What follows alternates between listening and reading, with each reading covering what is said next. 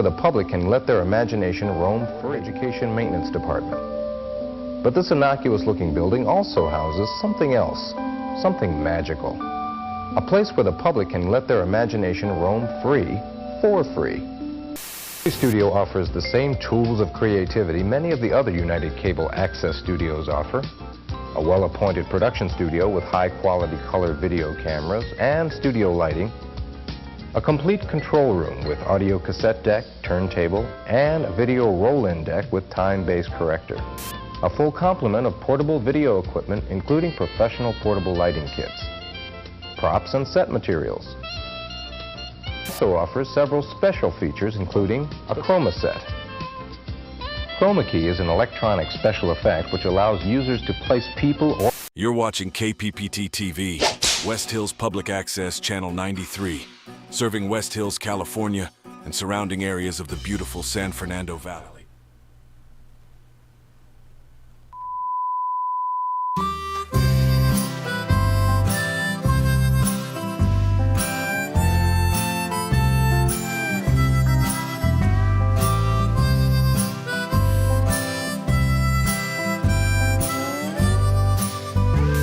Where the public can let their imagination roam free. Education Maintenance Department.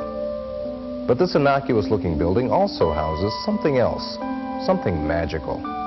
A place where the public can let their imagination roam free, for free. The studio offers the same tools of creativity many of the other United Cable Access studios offer. A well-appointed production studio with high-quality color video cameras and studio lighting. A complete control room with audio cassette deck, turntable, and a video roll-in deck with time-based corrector. A full complement of portable video equipment, including professional portable lighting kits, props and set materials. Also offers several special features, including a chroma set. Chroma key is an electronic special effect which allows users to place people or... You're watching KPPT-TV, West Hills Public Access Channel 93, serving West Hills, California, and surrounding areas of the beautiful San Fernando Valley since 1952. And you know, here at Channel 93, we're not one to pick on the special kid, but come on, Antelope Valley, you're not even fucking trying. Public access.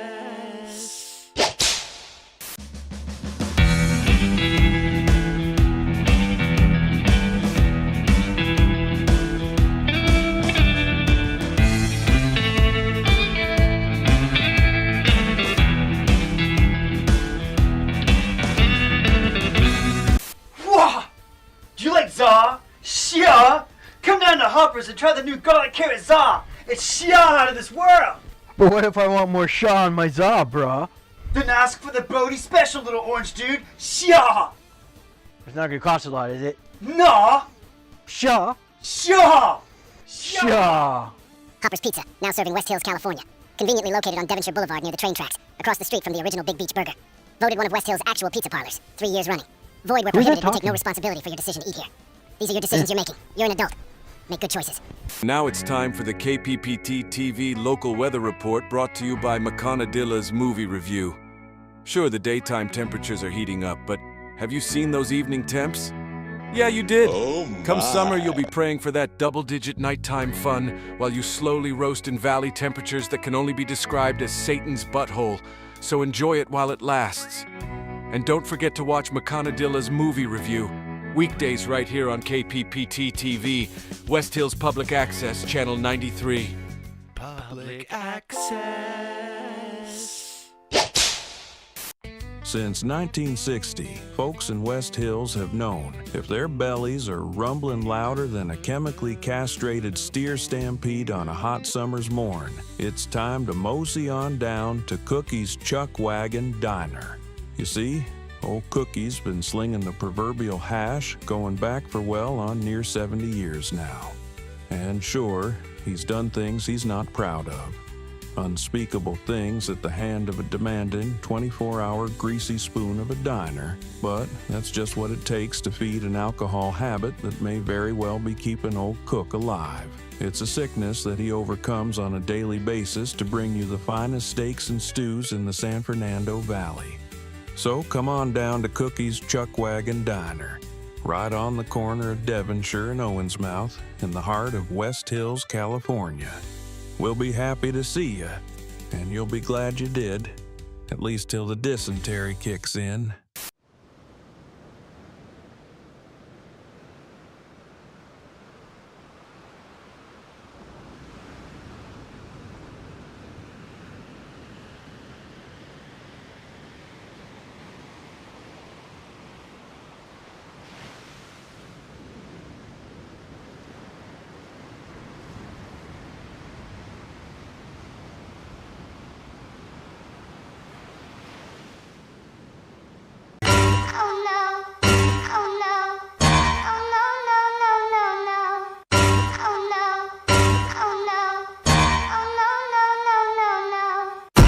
This keep happening to you? Dude, you have to be nice. Calm down. Cause I'm the crazy one here. You heard me, Skippy. I'm Crazy Boris, and if you need a new or replacement electronics, come see me. Why pay more when Crazy Boris can help you score? Sony, JBL, Bose, no. We have none of these. I buy inventory from all over the world and pass the savings on to you. I sell directly to you, then you give me the money. But be sure to get here soon, because these deals, they won't last long. Like this, DVD VCR combo with bonus half-eaten turkey sandwich from an actual Hollywood premiere movies. Only $69.95. Or these vintage tube televisions, now only $19.99. Buy one, get one, absolutely free. Watch all your favorite shows on the go, or chuck them at those who have wronged you. I don't know what you do. Either way, he's heavy, man. Oh no, Crazy Boris, help! I'm a simple stupid nerd and my old computer just blue screened all over me. What am I gonna do? Need a new PC or laptop, my babies? Well, don't worry, cause Crazy Boris has you covered there too. Hurry in today to see our large collection of vintage computers from the 90s. Now featuring the latest in dial-up technology.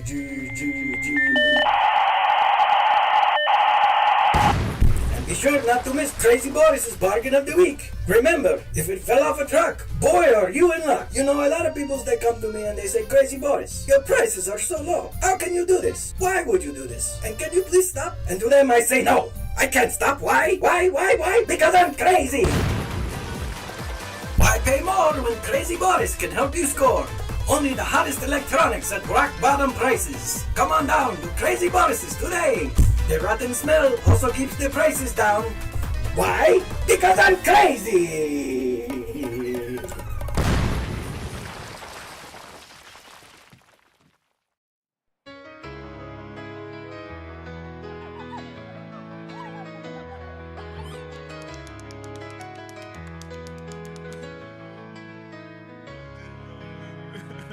When the world feels cold and lonely, and you need a friend who's true,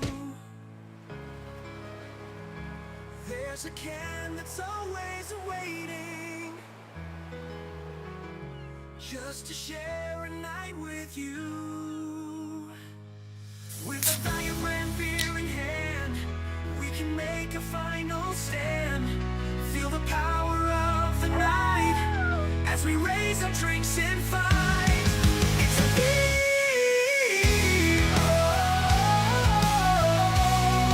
It's a beer. When you want a beer, this is beer.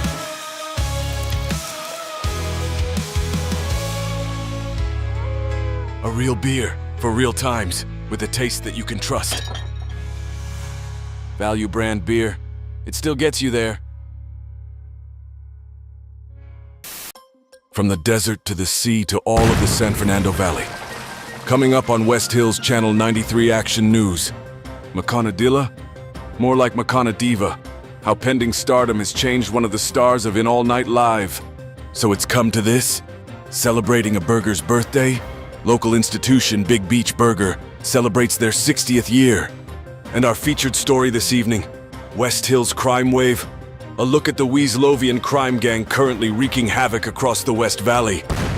All this and more on the West Hills Channel 93 Action News with anchor Mollusk, Scalopa Lopez, tonight at 11 right here on West Hills Public Access, Channel 93. If it's news, we'll crack it. Public access.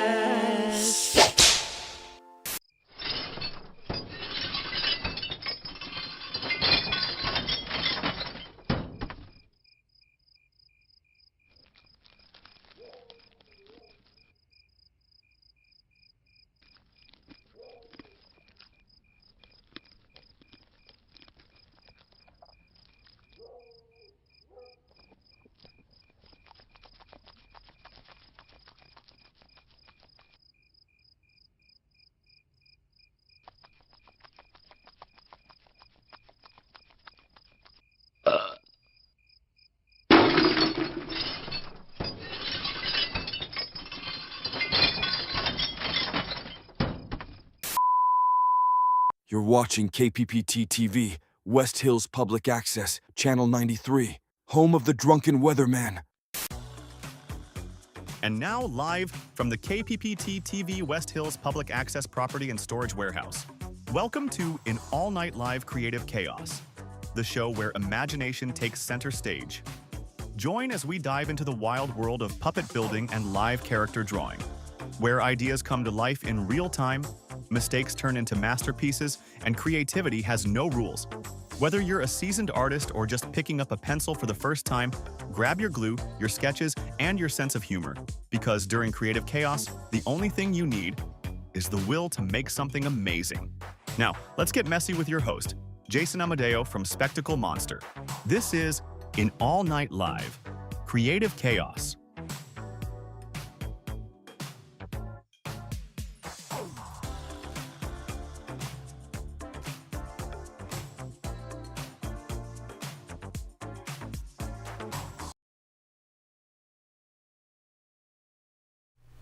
Well, hello everybody. I hope you can hear me this time. Please let me know if you can or can't. I think everything is working. I seem to have some peaks on my mixer here, so we can get underway. Hello, I'm Jason Amodeo. Very nice to see you. Thanks for joining me on the first episode of An All Night Live Creative Chaos. We're going to finish a puppet on the air tonight. Being that this is the first episode, I figured we'd start off a little easy and just finish a character that I already have laying around. The body is finished. We just need to attach the arms and give it some hair and some eyes and some features. And we're actually going to call him the Station Weatherman when all is said and done. But before we get to that, I'd like to point out that we have an official show playlist that is available for you on Spotify. I will share the link with you here. There you go. So if you feel like listening along with me, please do. I've got some really great stuff on there. It is San Fernando Valley themed because that's where we're coming to you live from. So I hope you enjoy it. Let me know if you have any ideas for playlist themes going forward. I would love to hear some suggestions. But for now, we've got this wonderful San Fernando Valley playlist to listen to while we're doing our creative thing here tonight. So, anyway, here we are. We're going to finish this puppet. And before we get to that, I will show you exactly what we're going to be working on tonight. So I did a sketch a little while ago of this character. My focus over the next few weeks is going to be finishing a bunch of ancillary characters for the station because, well, we are losing federal funding and need staff. So, if you need cheap labor, Fabricated Americans are the way to go, and that is exactly what we're doing here tonight. So, we're going to meet the station weatherman here shortly. He's a little indisposed at the moment, but we're going to help him get to reality, I guess, here. So here is the sketch I did a little while ago. His name is Skip Tipsy. He's the KPPT-TV weatherman, and if you couldn't tell already, he has a bit of a drinking problem, but that does not stop him from delivering the fanciful Valley weather report every single day. Just like a true American, shows up for work no matter what. Anyway. So as you can see, we're coming to you live from the KPPT-TV storage, property and storage warehouse, directly over there. Oh my gosh. Okay. Other way. My gosh. Okay, over there. That's the roll-up door that will lead you out to the station. You can see some of the back lot, the old western back lot. We've also got our broadcast towers there, and it's a lovely night here in the San Fernando Valley, so we are going to get at it. So, I've got not only a sketch set up here, but I also have a close-up camera so that you guys can see what I'm working on. And let's get into it here. So, here is the body of the puppet we're going to be working on tonight. So this is just a simple round-headed puppet. This is actually the pattern that you can buy from, gosh, what is the name of the site? I'm forgetting the name of the site, but this is a pattern that you can actually buy. This is not one that I made. What I like to do is I will buy patterns, I will make my own patterns, and I will kit bash them. So, you know, the head from one pattern or a pattern of a head that I drew will go on the body of a pattern that I bought. This guy is all purchased pattern here. So, you can see he's pretty straightforward. Round head, kind of a, I don't know, what do you call this? Poop-shaped body? I don't know. Anyway, here he is. So, we're going to turn this guy into Skip Tipsy, the station weatherman. So let me show you exactly what we have to do here. So I've got his arms. They're already ready to go. They just need to be sewn on. So we'll hold on to those for later. They are not very fun to put on because of having to hold this awkwardly shaped thing and run needle through fabric and foam. It's not easy. I can't see who that was a heck of a message you just typed. Okay, Archangel 7. 1, here comes the 2, the 3, the 4, tell them to bring around. Oh boy, that's a lot. Yeah, everybody getting tipsy. This maybe we'll build a Shibuzi puppet at some point, who knows. But anyway, this is our guy for tonight.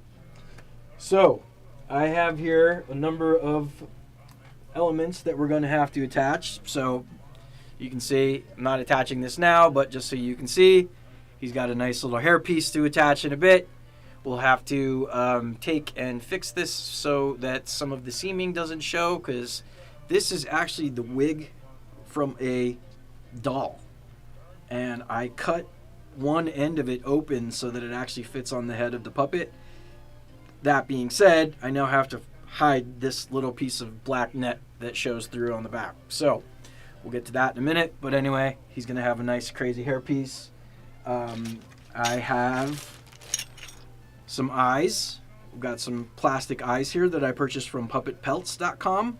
It's usually where I get most of my Antron fleece or puppet supplies. They have a really nice stock of eyeballs, which is always great. Because they are incredibly hard to make. Cutting a ping pong ball in half is not as easy as it would sound. So we'll come back to those in a minute. Further on down the line, we've even got clothes for him here. So this is going to be his little outfit. As you can see, nice little vest, tie, shirt combo thing. This is actually a toddler's outfit. Toddler 2T clothing fit these puppet patterns perfectly.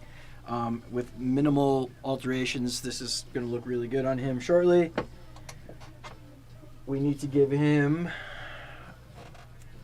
a throat and a tongue, so we're going to work on those. And what humanoid puppet character would be complete without a nose? So we're going to make him a nose as well. Alright, so let's get started. I would say let's start with the nose, because the nose is probably going to be the most involved piece of this that we're going to work on tonight. This is a pattern that I found online. I have not traditionally had a lot of luck with it, but we'll see how it goes. So first and foremost, let's cut it out and see how it goes.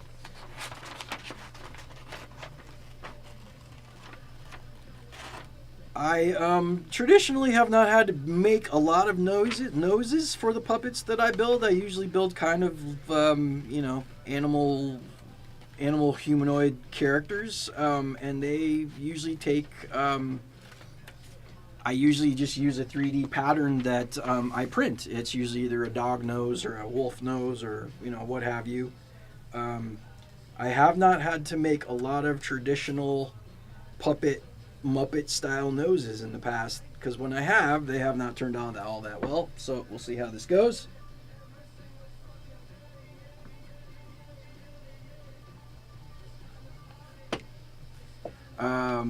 So we will, almost done here cutting this out.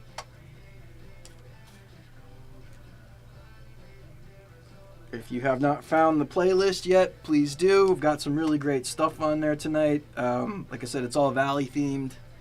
Lots of great local artists, lots of songs that are just about or reference the Valley. Tom Petty. Song playing right now called Valley of the Pagans by Gorillaz and Beck, which is a great track, not necessarily about the Valley, but it involves the word Valley, so we just went with it. Alright, so I have the front of the nose cut out, as you can see here. And I'm working on the back piece right now. So give me just 1 second here and we'll have this all cut out. Alright. Waste of paper, I know. I am sorry. But it happens. Let's see if I can hit this from here. Oh! 3 points. You guys couldn't see that, but 3 points. Oh, we got some Zappa going on right now. This is a classic track right here. If you haven't seen Valley Girl, I would highly recommend that movie. It's classic. Shot at the Sherman Oaks Galleria, of course, the world famous Sherman Oaks Galleria. I don't know if it's very famous nowadays, because it's not much of a Galleria anymore. It's more like just like an open air business park with a Cheesecake Factory and a movie theater. But if you're at the Cheesecake Factory in Sherman Oaks and you see a server named Evan, please say hello, because he's wonderful. So, here we go. I am right now cutting a piece of pink fabric, which I don't necessarily need to be doing right now. I'm jumping the gun. Let us trace this nose pattern that I have here onto a piece of foam, shall we? So this is 1/4 inch reticulated foam. I buy this from a store in Burbank called Foam Mart. It is quite possibly one of my most favorite places on the planet. I go there whenever I have an excuse to, sometimes even not. I talk of it pretty regularly, and I have dragged a number of people over there who needed some level of foam for whatever project they are working on. So, what I'll be doing here is I'm going to be tracing the nose pattern that I just cut out on this piece of foam. And once that's been traced out, I will cut it out. So smaller pieces like this you can usually cut out with a pair of scissors. I have a pair of scissors specifically I use for foam. Most of the time though, you're going to want to use an X-Acto knife. But being that this is a small piece tonight, it's not really necessary. I like to use barber shears whenever I'm cutting foam.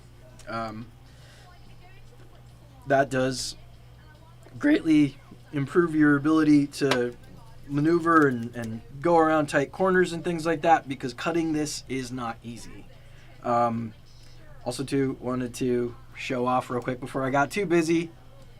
I have a bunch of silly lower thirds here. If anybody's been watching Everybody's Live with John Mulaney, they do this wonderful bit where everybody gets their funny lower thirds at some point, sometimes multiple times, but tonight I've got my own, and we are going to start with this one. It's kind of mean, but I do have art supplies older than most of the people watching right now, which is pretty funny considering I am not that old, but it is the truth. Usually, when you're a creative person like me, you start to acquire lots and lots of art supplies, and most of the time you are not going to use those art supplies to their fullest extent. You're not going to use them until they run out, for that matter. I have markers over there on my desk and behind me that I have probably had since I was in high school, and they still work, so good stuff.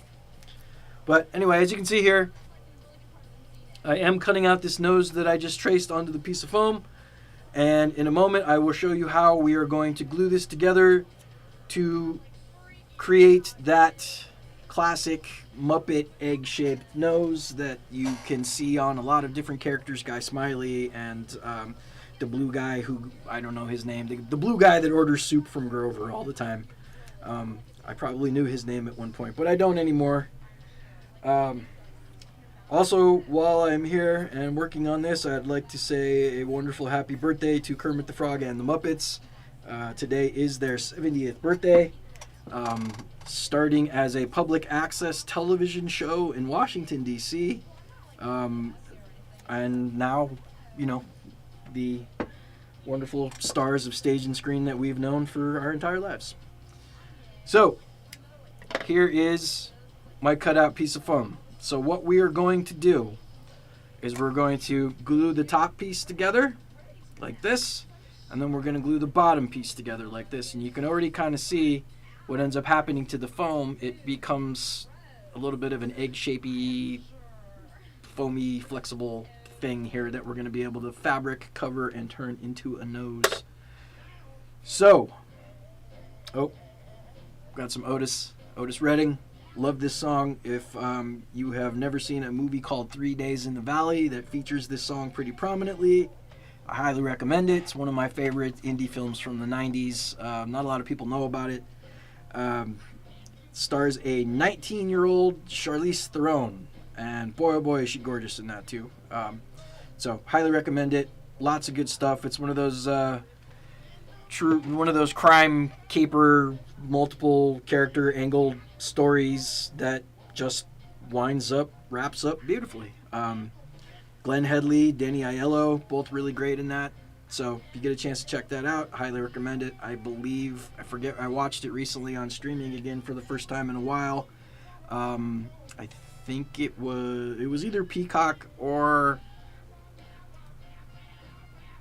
Max. If somebody out there wouldn't mind looking that up, I'd appreciate it. But yeah, highly recommend that movie. It's wonderful. James Spader plays this really psychotic hitman and does it incredibly well.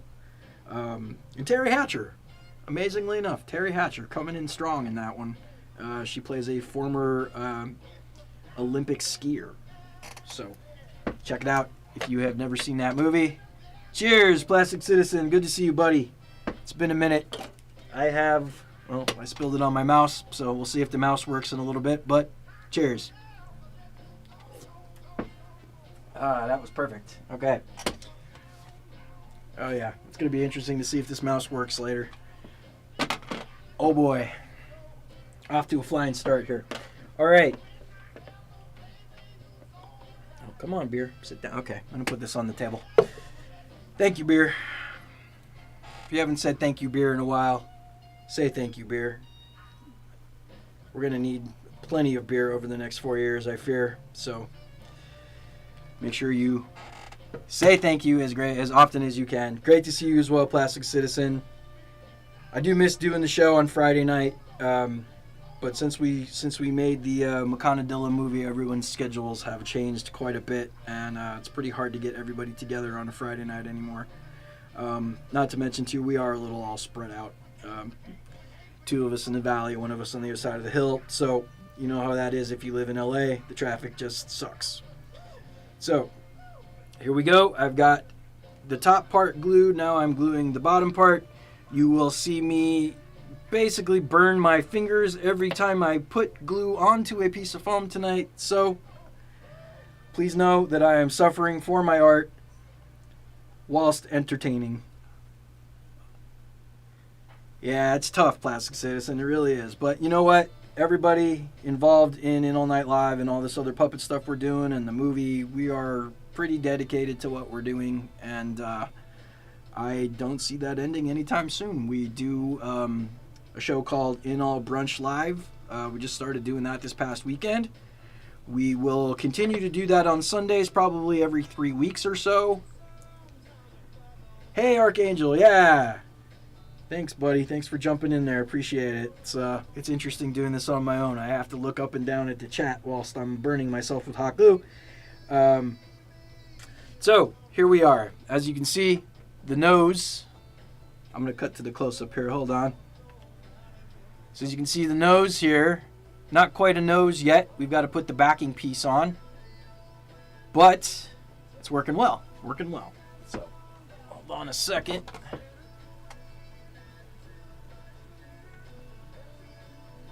Well, I will have to fix that later. Sorry you can't see the chat on this screen. Like I said, first show, we are working out bugs here. So, we will get there. Where did my other piece of foam go? Crap.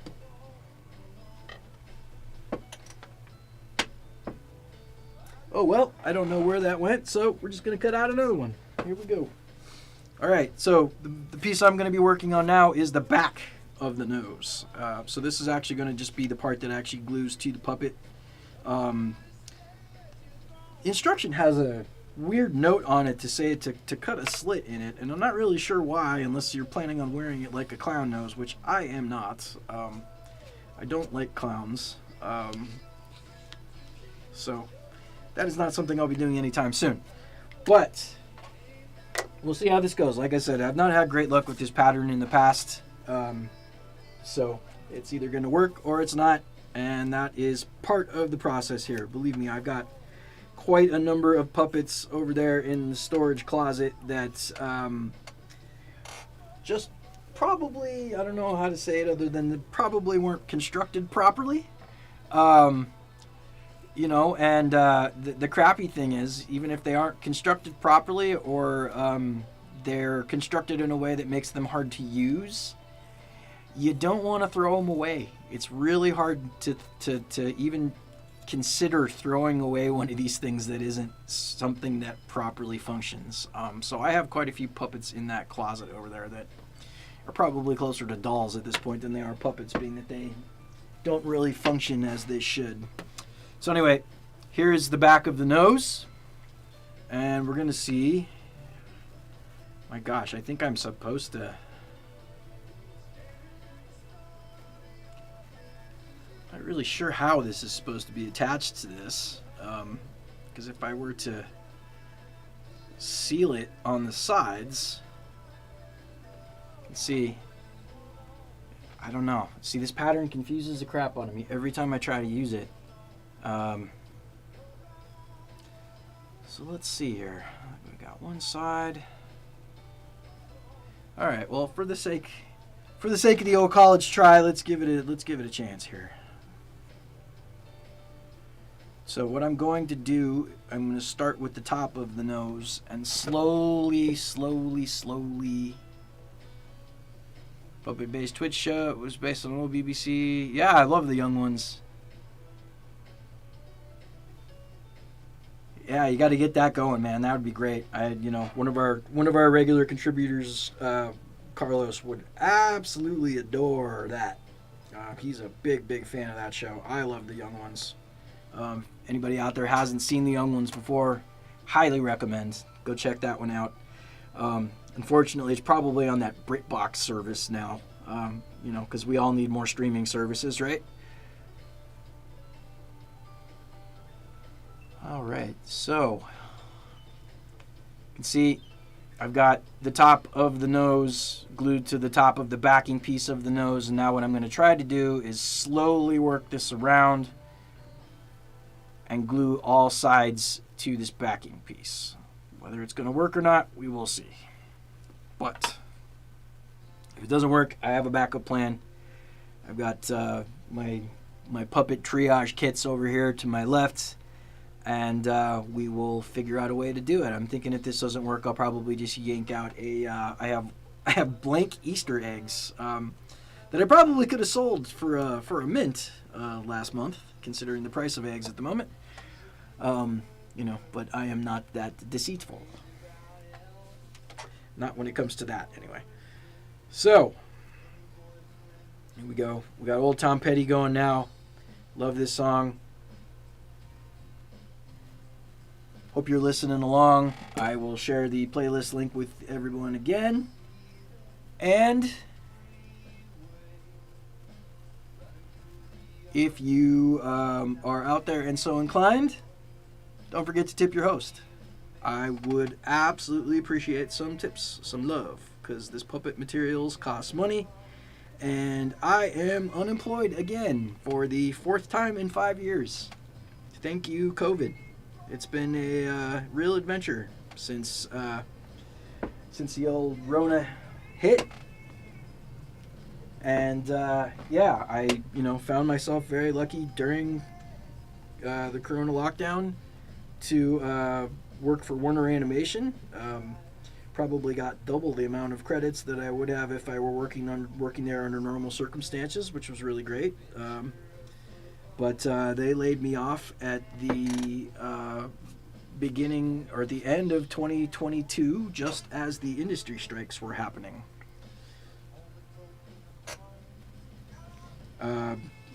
So from there, I was technically out of work for all of 2023, but that ended up working out really well because we made a movie, and the movie's incredible. I will show the trailer off in just a little bit.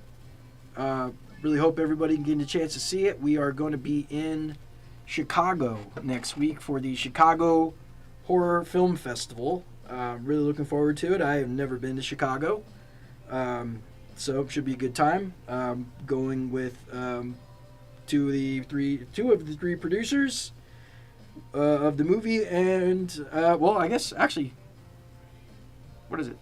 Three of the four producers, other producers on the film actually, and one of them, Becky, is local. So I'm gonna get a chance to stay in Chicago and see stuff from a local perspective, which is pretty great. Looking forward to going to see The Bean. Looking forward to Wrigley Field, even though I know that's a contentious topic. Bunch of Sox fans from that neck of the woods, but you know, I'm hoping to at least drive past Wrigley Field. I feel like I have to. I love the movie The Blues Brothers, and if you don't know, in that movie, Elwood's address, or at least the address he gave his parole officer, was Wrigley Field. So at one point they go to Wrigley Field and realize that that is not his home, and becomes a whole contentious bit throughout the rest of the movie. Another one, if you haven't seen it, highly recommend. Alright, so, I don't know. So far, this is looking okay, but I don't really know if this backing piece is going to be big enough to make it all the way around this piece of foam.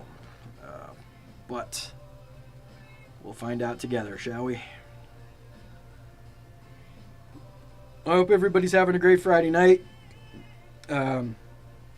Excuse me, the working hour has passed. I hope everyone has had a chance to crack a beer. Please do if you haven't done so. The show is probably going to be a lot better if you're slightly inebriated, if not inebriated. And I intend on getting more inebriated as the evening goes on. So, and I'm telling everybody now, too, I'm apologizing ahead of time because there will come a point where I probably burn myself with hot glue pretty well and curse words will start flying.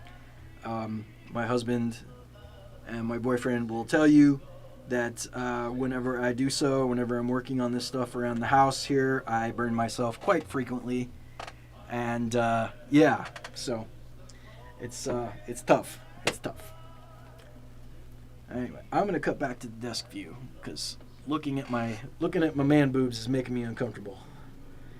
Even though I'm sure old Dave down there at Factory Records in Costa Mesa is appreciating all the free screen time tonight. I gotta get down there to see him. It's been a minute. Funny enough, I've been buying records from the dude now for, 7 years, and I've never met him in person. So if you're out there watching Factory Records, Dave, let's do lunch, buddy. Would love to meet you. We got some Marty Robbins on the playlist now.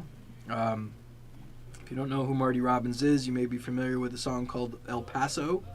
It's usually pretty common whenever you go to a vintage diner and they've got a classic jukebox going. Great voice, great song. This is not necessarily about the San Fernando Valley, but a valley nonetheless.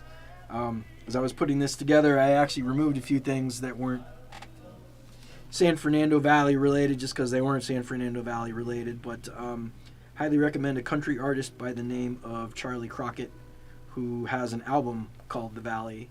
Title track was on this playlist at one point, but is not anymore. There we go. We got, as local as it gets, we got the Linda Lindas, the Darlings of Northridge. They are wonderful. It's an all-girl rock band. Had a few hits, moderate hits. This is a song off the new album. They've got a track on the new album with Weird Al, which is great. Weird Al does not sing; he just plays accordion. I'm glad he's getting his due as the great accordion player that he is. Finally, But it's a great album, great track. Highly recommend this record. Go search it out. I will share the playlist link for you again. Hope you're listening along. I addictively listen to Spotify all throughout the week, all throughout the day, always while I'm doing something creative. My on the spectrum autistic brain uses it as a way to track time while I'm working, keeping track of the songs that are all playing, 2 to 3 minutes per song average, and it just helps me keep track of the day, so that it does not sneak away from me, which, as you know, if you're a creative, that can happen. I've lost entire days to menial projects. I've lost entire days to big projects. And either way, there never seems like enough time in the day, so it's just something that I've grown accustomed to doing whilst I am working on a project or, doing some kind of creative endeavor. I listen to so much stuff. I think I average at least 60,000 hours of listening every year whenever Spotify does that stupid year in review thing. I'm already covering myself in hot glue strings, so we're off to a good start, in other words. But yeah, 60,000 plus hours on Spotify every year. When I'm not listening to Spotify, I also listen to vinyl records. I have a pretty extensive vinyl record collection, and if you ask my opinion, and it's going to make me sound like a total hipster douche, but I'm going to say it anyway, but vinyl records are the way to listen to music. I think, we were definitely led down some interesting paths as formats changed. CDs still sound great. I will give it up for CDs. CDs are amazing. The problem I'm now starting to discover when it comes to CDs is they are not standing the test of time. The plastic and the inserts, the inside, the silver piece on the inside, they're not holding up. CDs were not meant to last. Who knew, right? But extensive vinyl record collection. I probably have now at this point close to 800 records. It started as a way for me to collect old comedy records because I'm that level of nerd. But it has grown to include pieces of record collections from friends and family, either given to me or inherited after someone passes away. I've got tons of Beatles records. I've got tons of Sinatra records. I've got a bunch of Nina Simone records.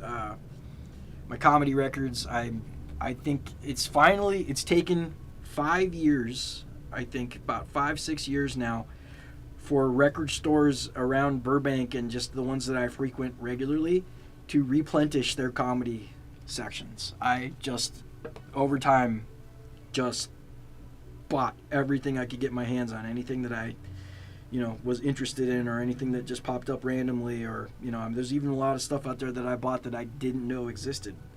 Who the hell knew Chevy Chase had a record? It's not a comedy record. It's him playing piano, but it might as well be a comedy record because it is him playing piano. Got a really cool Julie Brown record. I got that one last time I was out and about shopping. Got Tracy Ullman's music record from the early 80s, which is a great album. There's even a couple skits on it. My prized possession is a Mitch Hedberg box set. Yeah, it's all 4 of Mitch's records on vinyl.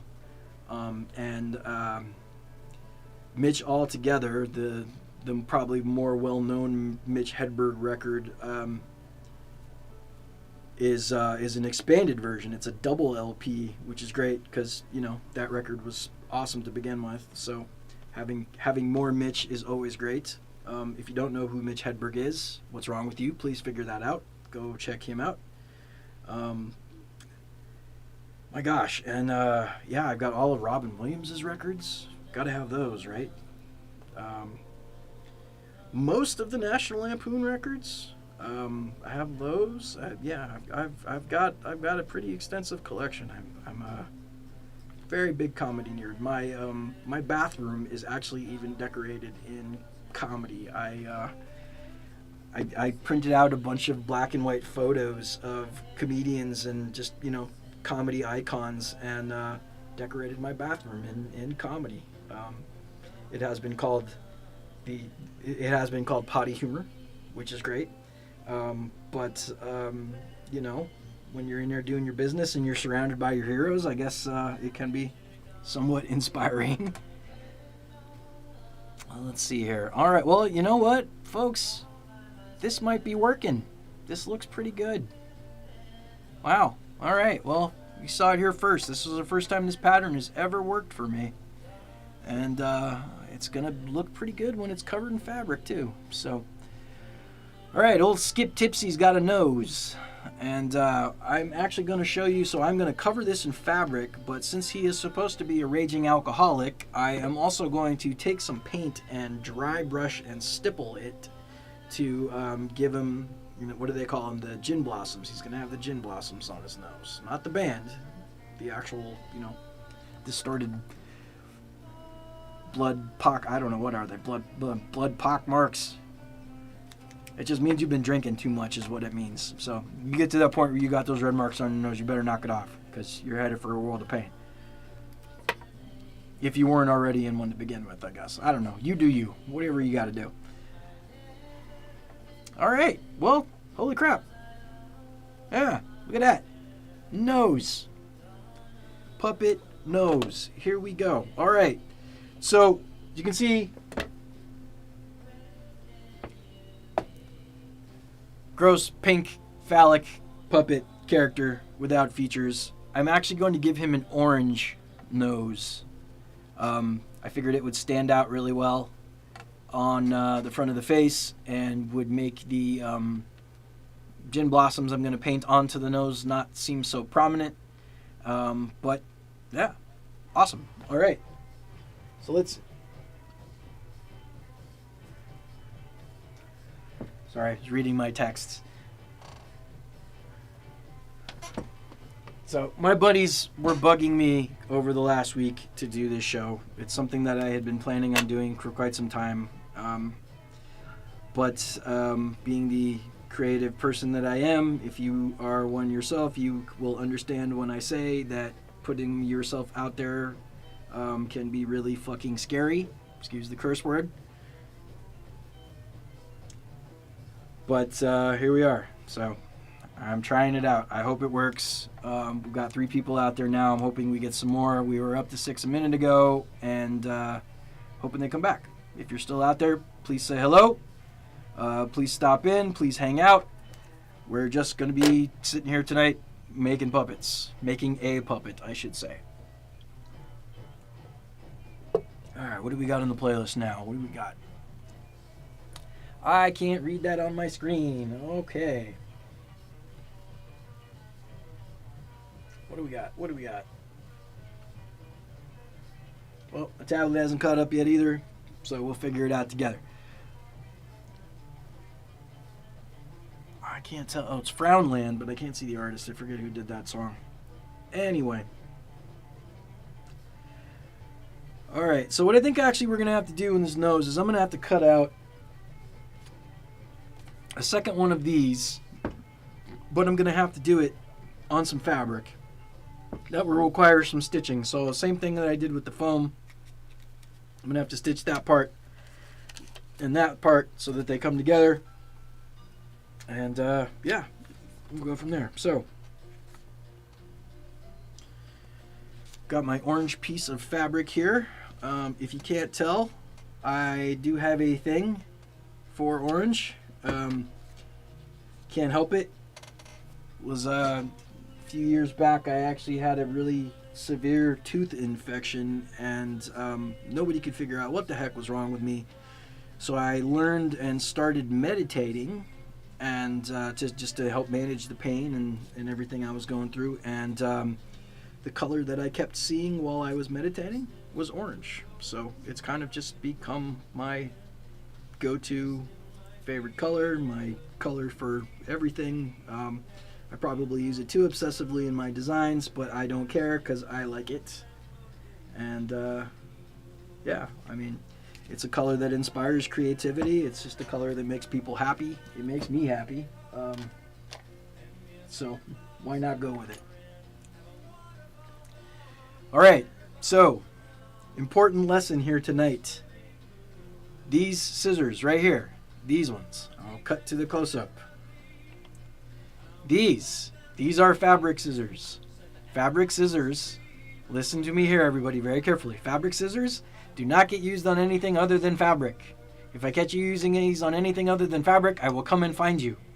So, fabric scissors are for fabric. Let's remember that.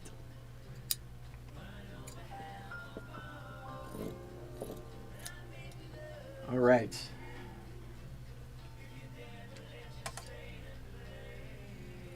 So I am making this slightly bigger than the pattern, and then I'm also cutting it out slightly bigger than the shape I traced, because this is going to have to cover this piece of foam, this nose, and a lot of times these things don't like to cooperate, so we will see.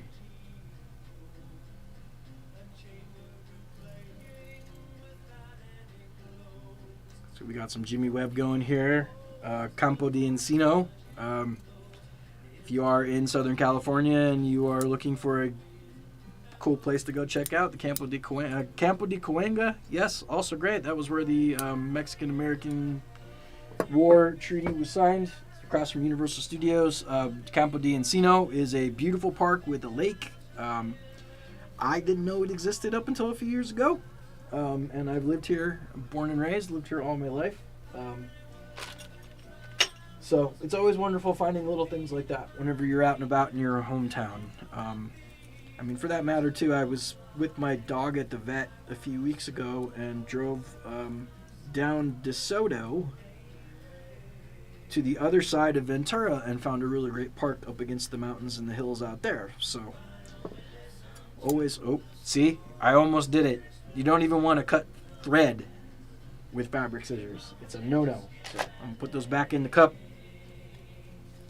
And I'm going to take some thread here. I use heavy duty. You can even see it on camera, which, you know, most normal thread you wouldn't be able to see. So I use heavy duty coat and button thread whenever I sew a puppet. And I sew all of my puppets by hand. I am terrified of sewing machines. I know it's illogical, but something about feeding my hands into a machine does not sit well with me. And I use a sewing machine as sparingly as possible, which ends up working out because most of the time when you're sewing puppets, you're sewing a lot of weird shapes, and most of the time you're not going to be able to do that with a machine. So sewing by hand just ends up being easier. And you'll see what I mean here. I've gotten pretty quick at it. And you know what? Something else that's really nice about sewing by hand, it's cathartic and it's calming. I will usually make a stack of stuff to sew and just sit in front of the TV at night and finish up all my sewing, you know, and it works out every time. I have, I'm going to say probably about 8 puppets in this room here that we're going to be finishing over the next few weeks. They are all ancillary characters for KPPT-TV. And yeah, I'm really, after 5 years, almost 6 years of doing In All Night Live and now In All Brunch Live, I'm really hoping to start to fill out a lot of the ancillary station personalities. So we need a weatherman, we need a you know, other local hosts, because we've got a number of shows that want to get done, that want to get made. These puppets want to make shows on public access here in the Valley, so we're going to do it. This weatherman character we're working on tonight is the first of many, and I've got some other characters that aren't necessarily ancillary characters that we're going to be working on the next few weeks. We have a moose character called Moose Knuckle, who will be joining the cast in a few weeks. I'm going to do some of the extra work to get that puppet ready to go, and that'll probably be the next puppet we do here on the show. So you'll get to meet him eventually, along with the local legend, This is a character, I don't know, being from LA and being a bit of a LA townie, I have a fascination with, local color, and I've been kicking around the idea to come up with this character, to work on this character called Blackout Bob, who is going to host a show where he makes beer in his basement. He's a moth, which is why he lives in his basement. He needs the dark. And, like I said, local legend. So we'll get to meet him eventually. Who else are we going to be working on? Oh, well, because we don't have enough jerk puppets on the show, buttheads, jerks, assholes, whatever you want to call them, we're going to be adding a bullfrog character to the show named Chauncey Wartsworth. Local rich kid, very opinionated, very moody, very set in the fashion of getting his way because he is a rich kid. So we'll meet him eventually. Oh my gosh! And then who could forget about Estelle from Yearning for Yarn? She wants to host that yarn knitting show on KPPT here, so we'll get her in here eventually. So yeah, we've got quite the backlog of characters that I'm planning on building on the air and sharing with everybody over the next few weeks. And the cool thing is about that is every time we finish a puppet, you can always count on the next show to involve a sketch or a skit that involves that character that we just finished. So if we finish this Weatherman character tonight, we'll have some weather reports next week on the show. I am debating on whether or not I should do them live. I'm considering it. I was going to try and not puppeteer on this show as much as I could, but I don't think that's going to happen. I already feel incredibly naked not having Kirby or somebody on my hand right now. Yeah, I'm not sure, Plastic Citizen. That is really, really weird. I did set up the chat a little differently the last week because we are now streaming not only on Twitch, but we're also on YouTube and Facebook. So that may have messed with our chat a little bit, but if it's something major you guys are noticing, just let me know. Since I can't really pay attention much to the screen while I'm doing this stuff, just shoot me an email. My email address there is at the bottom. It's spectaclemonsterprods@gmail.com. And if you are not following me on Instagram, please do. I've got my personal account there, Jason Amodeo. I post most of my creative endeavors on there too, but you'll get a nice little tidbit of my life at large. And then at Spectacle Monster, where you can see all of the puppet stuff that I am constantly doing.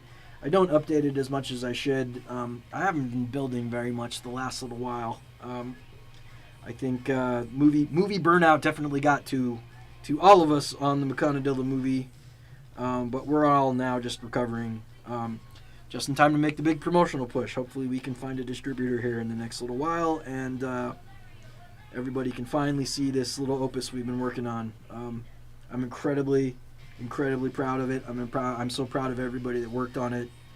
I could die happy tonight just based on the work that was done on that movie.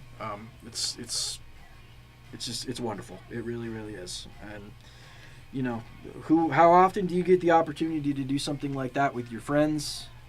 And not only was it my friends, but it was our friends' friends, and we all became friends. So we just have this big, huge, creative movie making family now that is a part of this thing, and it's really just been incredible. We were in Jersey back in October at the Kevin Smith Smod Castle Film Festival. Met so many great people there. Ernie from Clerks, if you are familiar, he played Rick, the personal trainer in Clerks. Beautiful man, beautiful man. Treated us like royalty. Also to his partner Tony there, who helps him run the Smod Castle Theater. Just wonderful people. And the nicest thing too is they still even check in with us now to this day, and it's been months. So thank you to everybody at Smod Castle Film Festival and Smod Castle in general. Just awesome people. really looking forward to seeing Chicago next week. I like I said, I've never been, so I don't really know what to expect. I have a pretty sharp fear of me walking around just saying Ditka for 4 days. You know, being a SNL fan that I am, and walk around talking about Ditka, and you know, maybe go get some of that Italian beef that I hear so much about. But should be a good time. Should be a good time. All right. So you can see it's working out pretty well. Fabric seems to be going on nicely. I will have to make a backing piece for this just so that you can't see some of the edge work, because I do not think I'm going to be able to get the edges tucked as... Oh, no, well, maybe... Well, we'll see. We'll see. NoFX. Former employers of mine. If you have not seen the I'm a Rat music video, please search that out on YouTube. I built a Mickey and... Well, I'm not supposed to say... I built a male mouse and a female mouse. Steamboat Willie and his girlfriend. I can say that because they're public domain. But yeah, it was awesome. Built puppets, built sets, did some rough edit and some chrome key work there. Shot the whole thing in the room that I'm in. It was wonderful. Just wonderful. Especially to get a chance to do that for NoFX.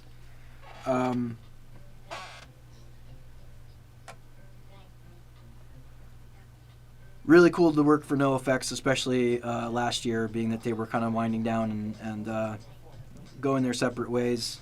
I really wish I had gotten to get out to see a show, but finances were just not a friend of mine at that point. But it was really incredible being from Southern California and listening to punk rock and just being a part of the scene for most of my life.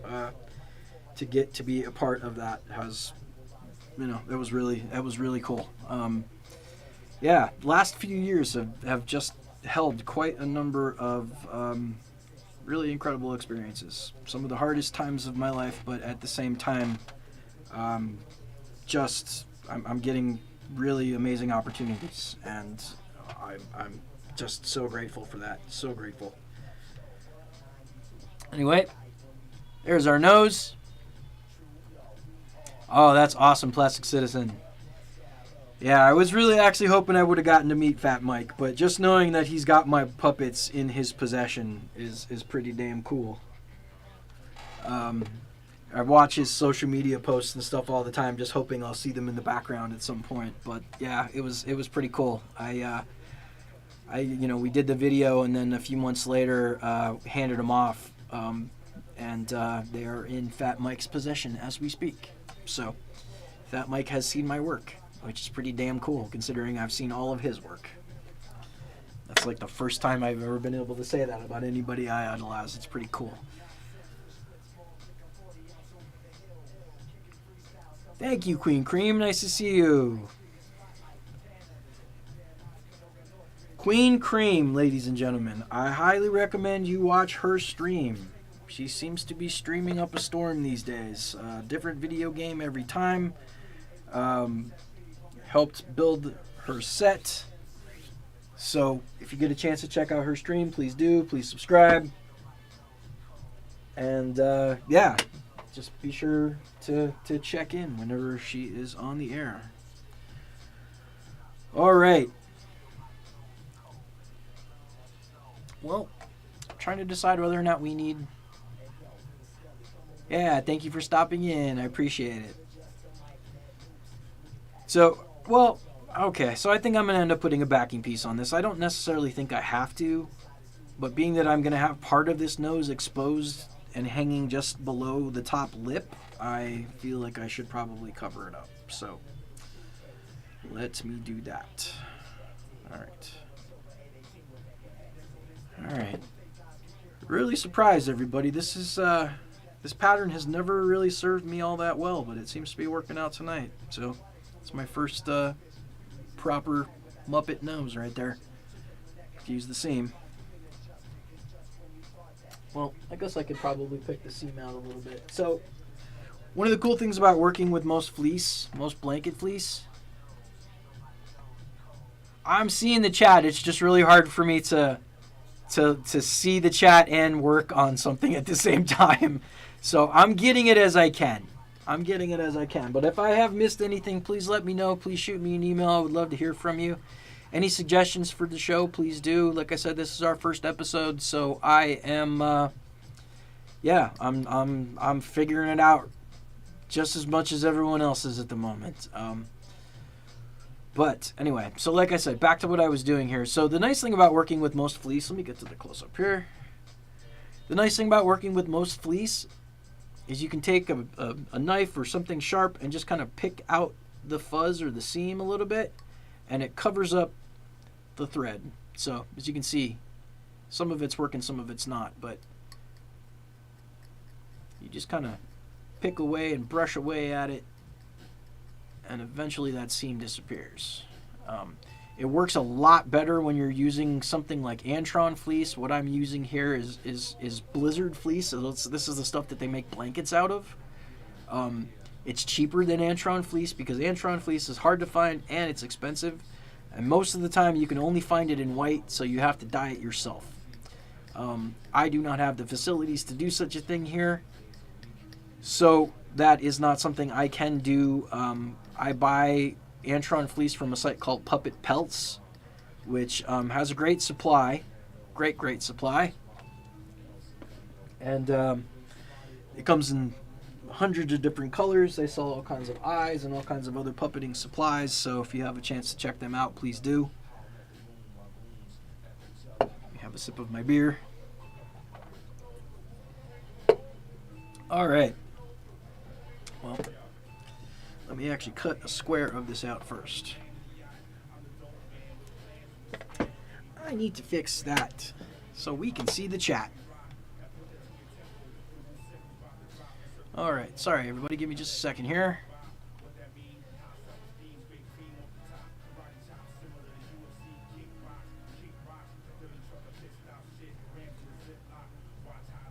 Alright, there we go. Chat on top.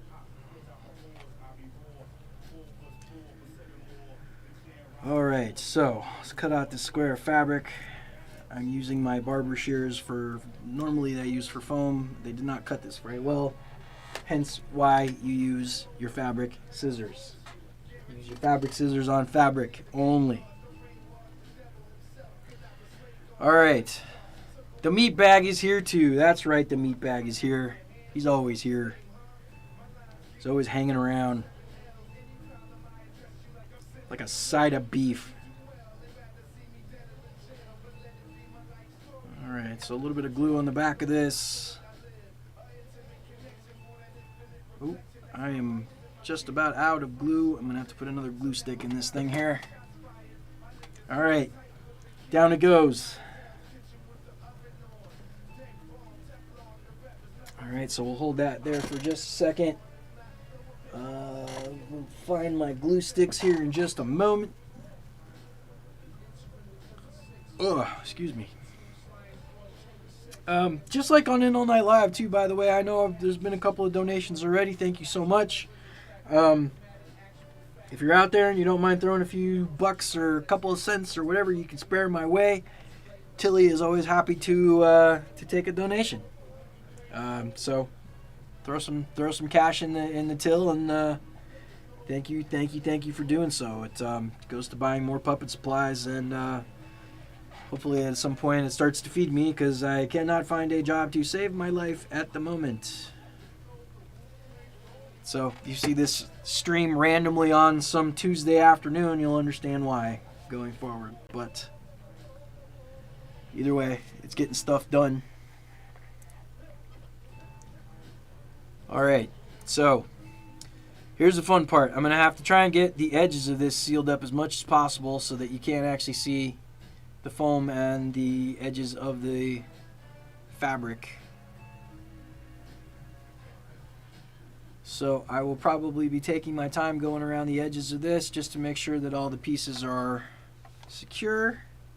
So you can see, even if it's glued, you can still see if you pull back. So I'm going to have to run some run some glue along the edge. I should probably be using my smaller glue gun for this,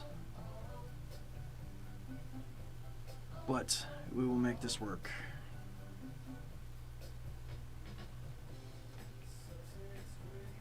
Alright. Same thing applies to if you get a lot of glue or you have glue showing in any of the seams that you make when you're working with hot glue. You can also just pick out the fabric around it, pull some of the fuzz a bit just to cover it up. It works. But most of the time, to be honest, I don't mind having rough seams and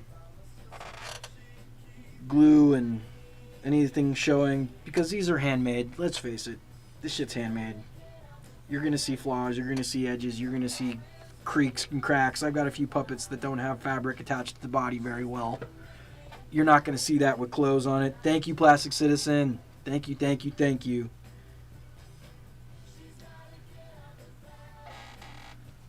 All right. Mayor Hawthorne. I love Mayor Hawthorne. Highly recommend looking up a few of his records. Always a good time. They're good party records. They're easy to listen to. Very chill.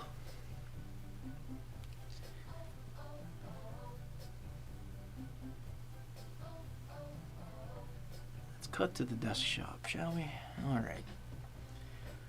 I'm gonna have to figure out a different place to put that chat, aren't I? Because it is covering up the screen.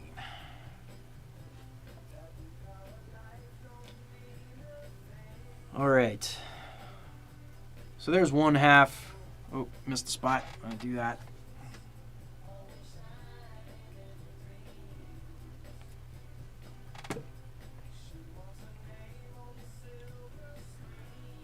Alright. We've had plenty of people coming in on Twitch, but we haven't seen anybody on YouTube or Facebook yet.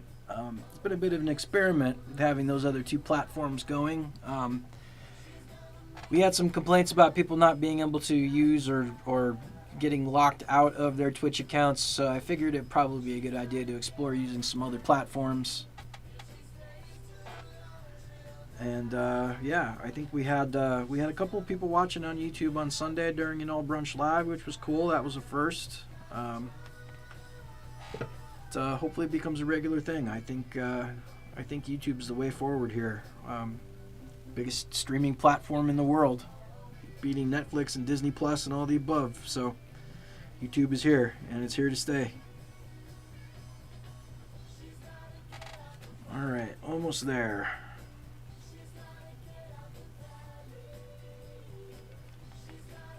All right. So I use hot glue for one reason and one reason only, because it is not the optimal glue to be using when you're working with foam and fabric and whatnot, because it does leave residue. It gets dry, it gets crusty, it doesn't dry as well as it probably should, and it can be messy. I live in a pretty small enclosed space, and in that enclosed space I have 2 dogs, and most industrial glues and things that you're supposed to use to make these things with would make them sick. And that is the last thing I want to do. So I use hot glue for everything, and seems to do me pretty well. I found a little while back that Gorilla Glue makes a really good hot glue, and it's damn near impossible to rip these things apart in any way, shape, or form, even after even after they start to fall apart. They still don't want to come apart. So Gorilla Glue sticks, everybody. Alright, I think I'm just about due for one of those. So over the next few weeks too, to take a break every once in a while, I will probably have some live drawing episodes where I draw some of these Fabricated American characters that I've been working away on for the last, I don't know, gosh, it's been 10 years. I've been doing puppet building for 10 years. After a brief hiatus, I dabbled in it at some point in my mid-20s, and then fell right back into my once chosen profession of animation. But boy, oh boy, when I found puppetry again, I fell back in hard. For a good 3 or 4 years, my husband and I were doing a web series with the first 2 puppets that I had built called Widget and Pop Top. Both of those characters have made their way to KPPT-TV. Pop Top is probably more of the one that has made more of an appearance. Widget is one of those puppets that doesn't work very well that I was discussing a bit ago. But he'll make an appearance at some point. But Pop Top is our station sports guy, which is fitting because the web series we did, Widget and Pop Top, was about sports in general. So we did an episode about college bowl games. We did an episode about hockey playoff beards. We did an episode about superstition. So if you enjoy sports and you want to check out some silly puppet videos, search YouTube, Widget and Pop Top, and those videos should pop right up. Pretty hard to miss my style, I guess, on those. It looks pretty much like everything you're seeing here. So, Widget and Pop Top on YouTube. Alright. Here's our nose. Came out pretty good if you ask me.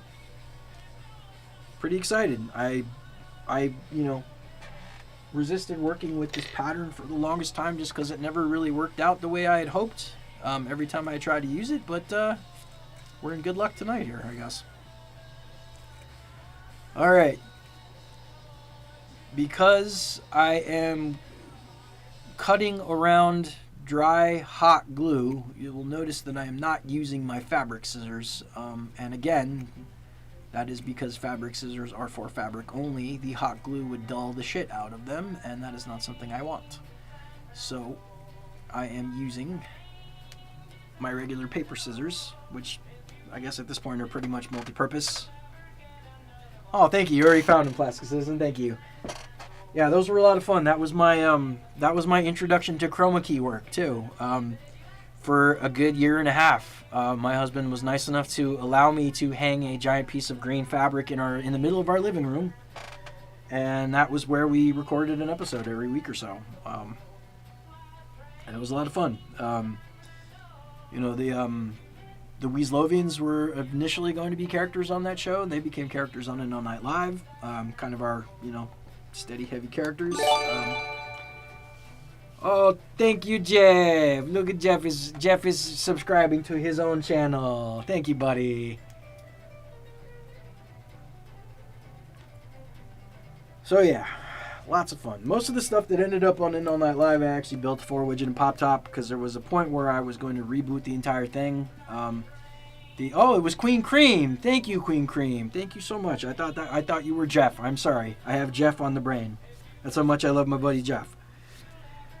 Anyways, so yeah, most of the stuff that I built for Widget and Pop Top ended up on And All Night Live. The Weaslovians, most of the sets, the exteriors I started building afterwards, but they were part of Phase 2. I had actually rebuilt Widget and Pop Top as larger puppets, and to continue on our theme of puppets that aren't necessarily functional. They are not.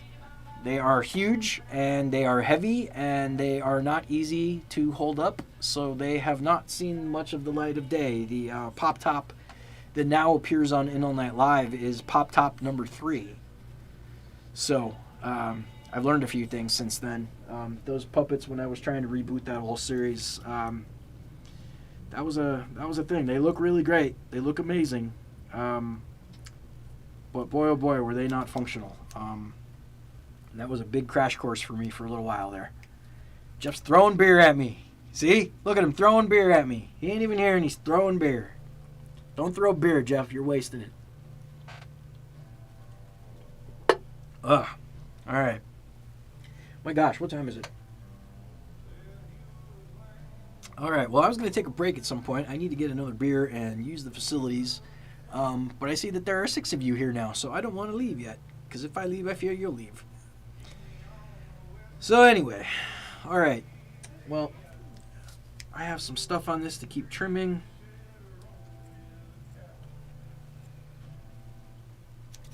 Yeah, you can kind of see The seam doesn't come out great, but like I said, these characters that I'm going to be building over the next few weeks, they're ancillary characters on the station. So I'm not real concerned with whether or not they look, 100%. I like I said, I don't, even on the more complex puppets I build, I don't mind having seams and glue and mistakes present. This shit's hard. It's really hard to work with fabric and with hot glue. So it's a bit of an issue working with the glue, but it's all I got at the moment, so I just make it work. It is what it is. So there we go. Nose. There's one. All right. The nose is out of the way. So now let's take a look at our drawing again, shall we? There he is. All right. Skip Tipsy. So we got our orange nose. And now let's start working on some eyes, shall we? So these eyes I have here, I bought these from Puppet Pelts as well. They come with, as you can see, the backs have a bit of a node on them, and the node is what you punch a hole in the face with on the puppet just to push the eyes through. And then each of them gets this little metal backing piece on the inside of the head that keeps them in place. Nice thing about these as well, Puppet Pelts, always gives you pupils. But I don't know if I'm necessarily going to use these pupils because they're, as you can see, they stand up a bit and they're fuzzy. They're made of felt. For this character, I don't know if that's going to work, so I'm going to put these back in the bag for now, and we'll see if we use them in a bit. The reason I'm not going to use them is because I have my own, I have a Cricut, and I print up my own puppet pupils, and the nice thing about these is these are easily removable if I need to just change things out. So we will deal with that in a moment. So if you see here, he's got pupils. He's got bloodshot eyes. He's got eyelids partially closed. Both eyelids on one and one eyelid on the other, so that's going to be fun. So what we'll end up doing to fill those in is a two-step process. Oh, look at my puppies are here. Hi, babies. Hello, girls. All right, so now we can go back to that piece of piece of pink fabric that I was working with a little while ago. This actually came from another puppet. Occasionally what I'll do is I'll use this cheaper blanket fleece to sew together a pattern that I drew, and to make sure that it works, I use a cheaper piece of fabric and sew it all together just to make sure that it works before I end up going to waste any fur or more expensive pieces of fabric that I'm using. Alright, so back to the fabric scissors here. I'm going to cut off some of this black edge so it doesn't make it into the puppet, because sometimes I've worked with fabric that I've drawn on in the past, and some of this Sharpie covered fabric can stain the hot glue, which is something you definitely don't want.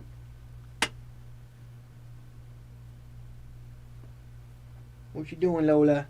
Hi, baby. Hi. Hello. I gotta get a puppy cam. I'll get a puppy cam in here at some point. All right.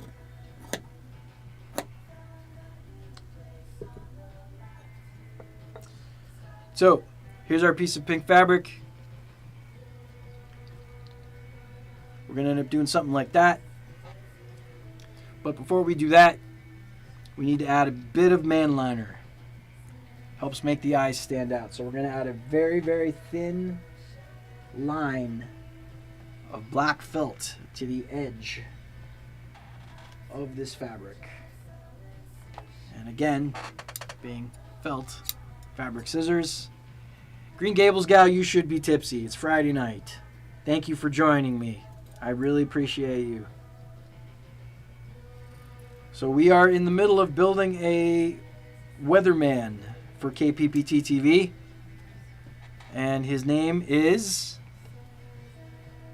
Skip Tipsy. That's right, Skip Tipsy.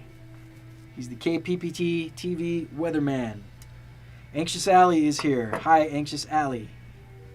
Thank you for joining me. I appreciate it. It's nice to see you. I missed doing a show on Friday night, so this is actually becoming quite fun for me. I was only going to stream for 2 hours, and it's already almost 2 hours. Well, I guess I started late, so maybe not, but I'll keep going as long as I can. It's already taking a little longer than possible than I was expecting. I should have known better, but what are you going to do? All right. So, start with this black piece of felt here, and we're going to glue it on to the eye, like so.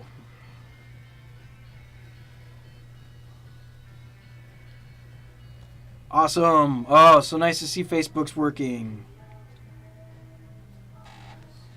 Yeah, new attempt at streaming on different platforms here. We tried it on Sunday on In All Brunch Live, and it seemed to go well. But you are the first person to have watched on Facebook, as far as I know.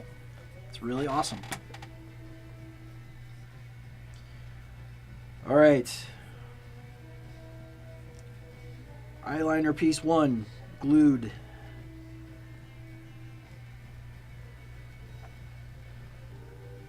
I'm going to end up trimming this off in a weird shape just because it does not... oh, excellent. Okay, great. YouTube and Facebook both working. This is good. Now if only I could get OBS to cooperate 100% of the time.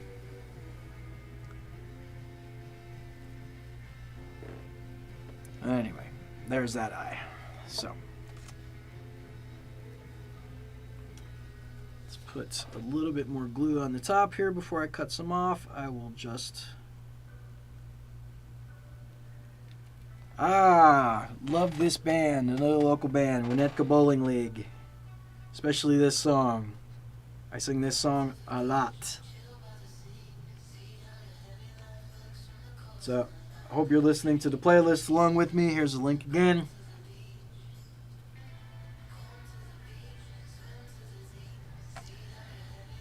Alright. Alright, so what we're going to do in here... Hooray!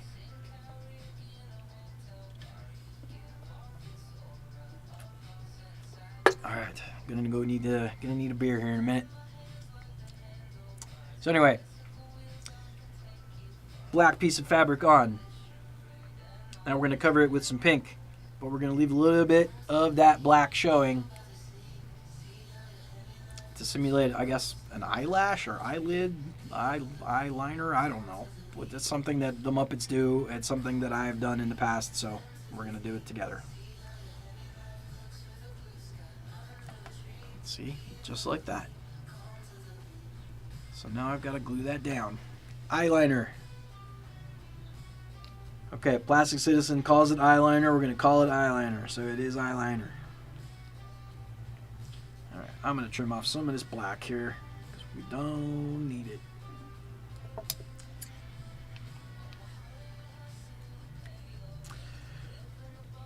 So I did my due diligence today in preparing for the show. I got up early. I set everything up, or finished setting everything up. I was hoping to have everything set up yesterday, so that I could just chill out today. But I had a migraine, so that didn't happen.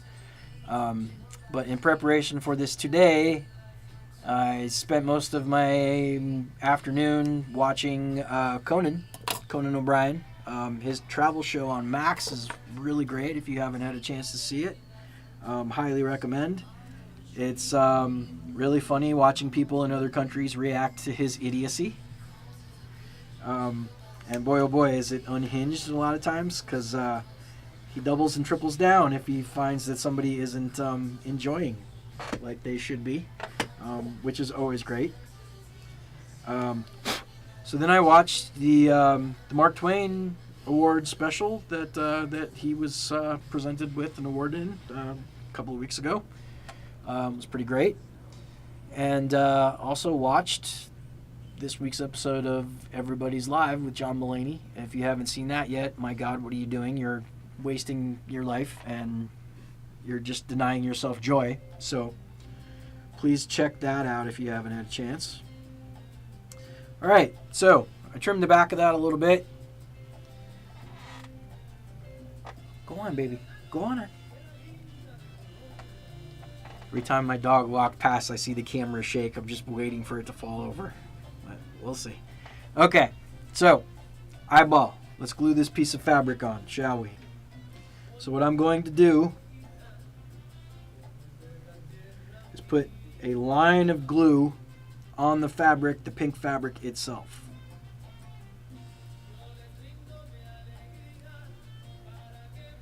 Got some of the La Raza going here.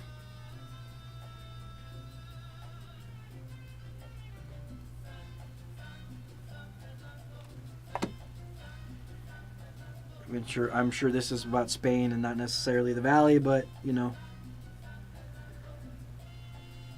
the Saint still applies.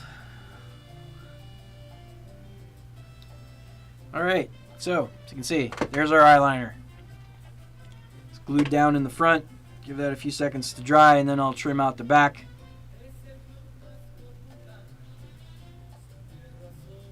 Is it every Monday? Because if that's the case, we should go next week, Green Gables gal. I think we need to try and get tickets to the show, too, before he's done. He's only got a few more episodes left. It has been somewhat difficult getting tickets to that, because people that love it, love it. Oh. People that love it, and people that don't love it, don't understand it. It feels very much like Letterman show in the 80s and Conan show in the 90s. It's just a good, weird, confusing, unscripted, unformatted good time. So I highly recommend checking out Everybody's Live. For that matter, please make sure you're following Spectacle Monster on Instagram. And if you'd like to see more and more of my work, please visit my website.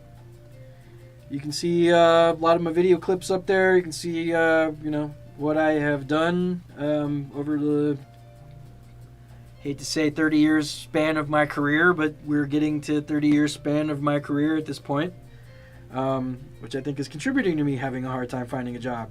Everybody thinks I'm gonna be expensive, and I am not. I am a cheap hoe. I just want to work. Oh, look at that. We got some spam. What an asshole. Somebody block that guy, please. Report and block. Stream boo. Yeah, I'm going to go to stream. Oh, remove the space from stream boo before you go to stream boo. Yeah. Quality. Can't even spam correctly. Dumbasses.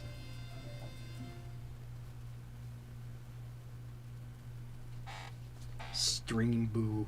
You break. Go scam elsewhere, scammer. So that was not Anxious Alley earlier. But Anxious Alley, if you're out there, hi. Alright.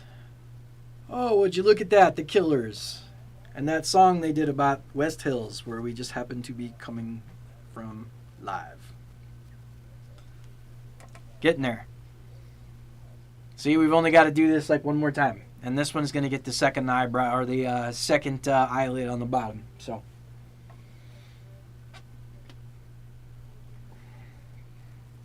Alright. Let's use these again because these are sturdier. So let's cut this extra fabric off the back.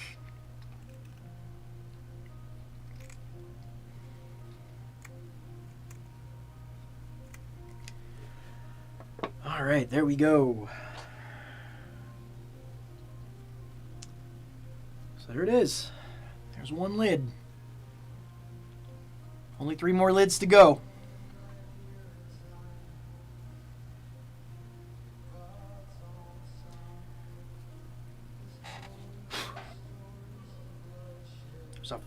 fly in my studio. How did that happen?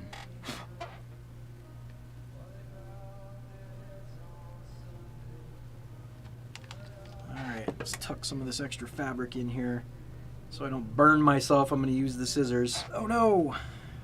Got glue on my chroma key. Well, that was bound to happen, I guess. 3 hours later. That's right. I gotta rig up some of those SpongeBob clips. Hey, in my defense, I think it's only been an hour. I had a little technical difficulties because it wouldn't be an In All Night live stream without technical difficulties now, would it? So I had a little technical difficulty trouble at the beginning of the show. I was nervous, not gonna lie. I was nervous and forgot to turn on the microphones. So, oh, look at that, Tilly. Tilly just got a bunch of monies. Thank you for whoever that was. I think that was probably Plastic Citizen's donation going in. I love that little feature. If you throw a donation in, you see the jar come to life. Something will fall into it depending on how much you give. So, thank you for that. So this Killer song's a bit of a bummer, but it's West Hills and it's about the Valley, so it's on the list. Believe me, if you've ever been to West Hills, California, you'll know it is a little sad. Not gonna lie. So the tone of the song is fitting. Alright. There it is. One eye. Moving on. Let's do the bottom piece now, shall we?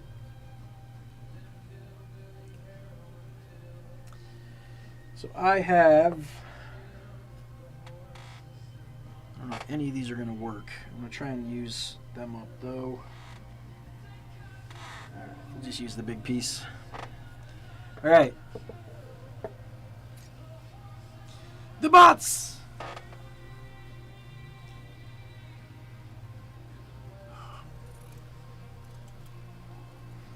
Alright. Second piece of black felt. Was there another one just now, Archangel? I didn't see it.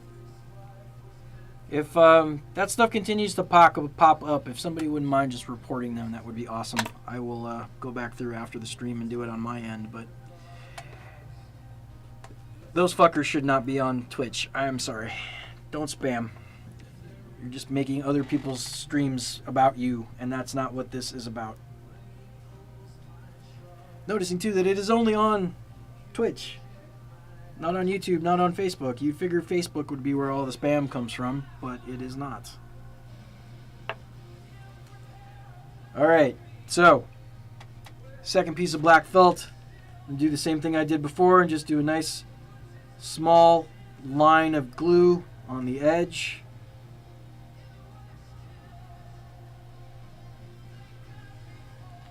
So you can see, it's a little hard to do.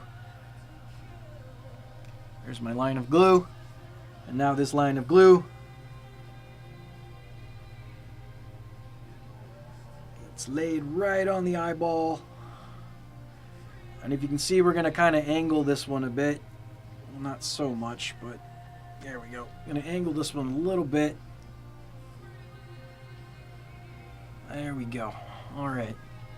Currently stuck to my hand, see? At least it's not burning me.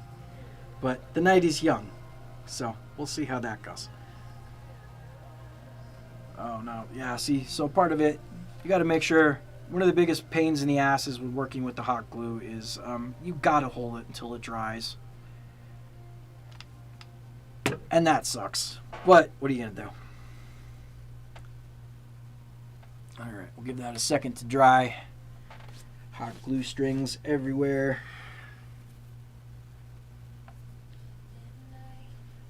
I'm not normally so bad with the hot glue strings, but I'm kind of rushing and focusing on what I'm doing at the moment, so they are here to stay for the time being. Alright, so that last little bit there at the bottom is all that left, so I'm just going to put that glue there now, and then I'll worry about cutting the fabric off here in just a second.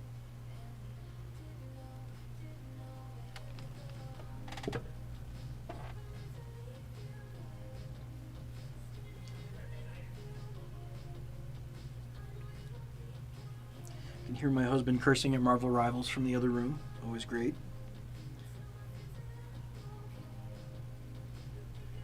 Anybody out there's playing Marvel Rivals?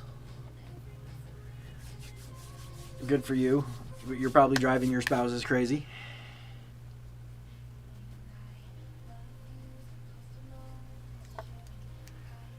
Alright. So, second piece of man liner is on. So we'll cut it off at the bottom.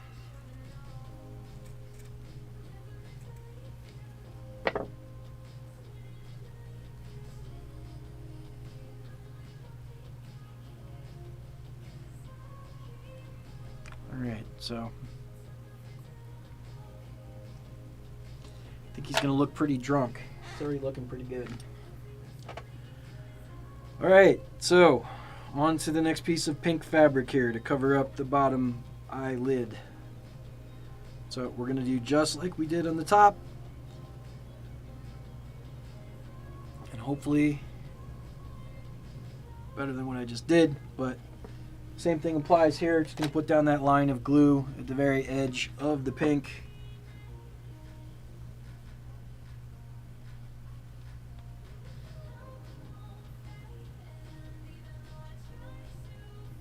Currently burning my finger as we speak. Ow. Alright, here we go. Second piece going on.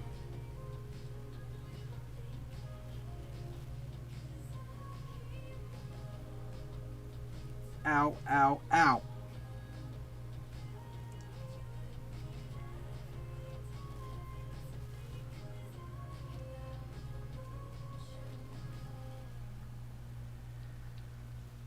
All right, so there we go. Just got to cut off that excess there in a second after this dries.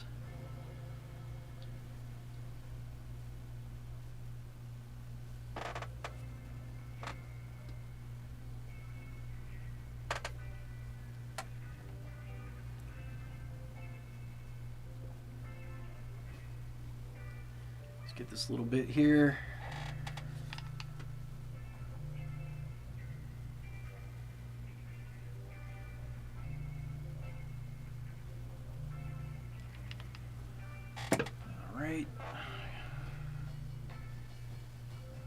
And that is glued down.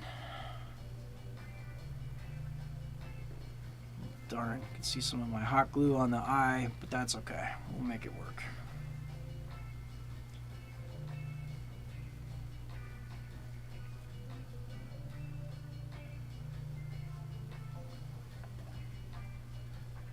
Alright, so let's cut off this extra fabric back here.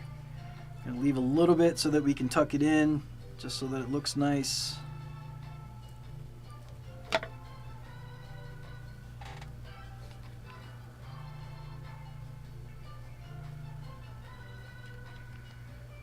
Help if my glue stick was feeding. There we go.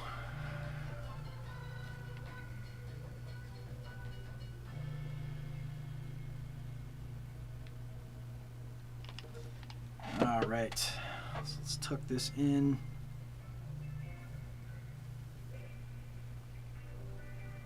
Again, gonna use my scissors so that I don't burn myself.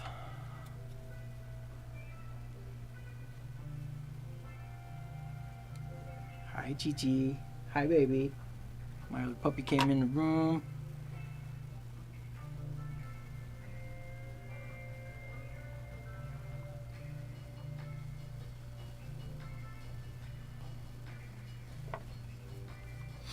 All right. Just gonna wait for some of that glue on the inside to dry a little bit more. All right. Fully burned myself. There we go. Get it to dry.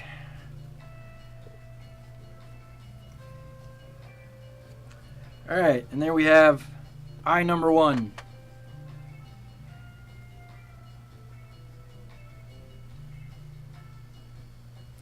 I'm going to set up a puppy cam. I was actually thinking about it the other day and I just didn't get around to it. But yeah, I need a puppy cam.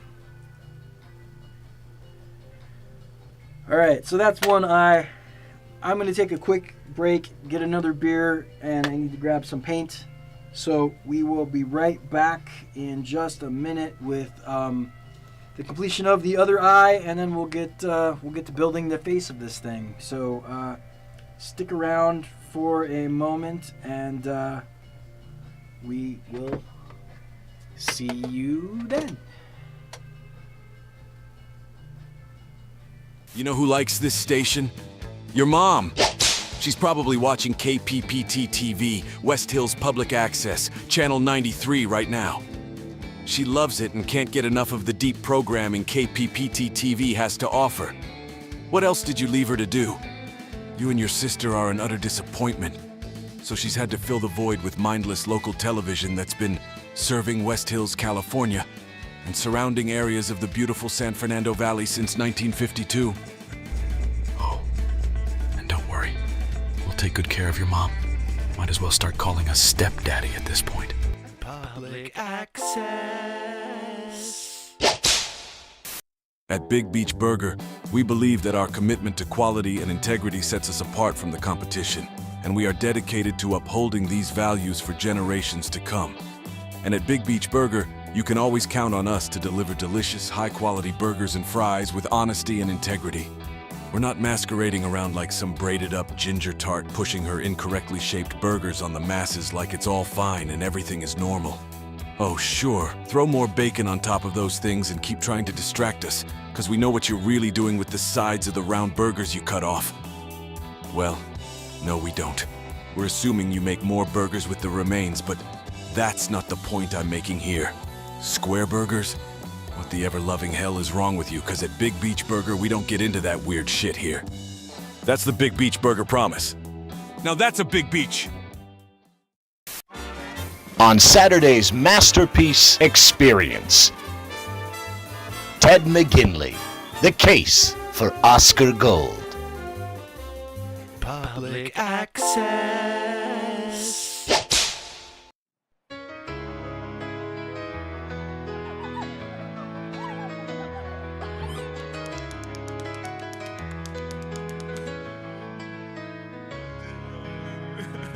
When the world feels cold and lonely, and you need a friend who's true, there's a can that's always waiting, just to share a night with you. With a value brand beer in hand, we can make a final stand. Feel the power of the night as we raise our drinks and fight. It's a beer. Oh, it's a beer. When you want a beer, this is beer.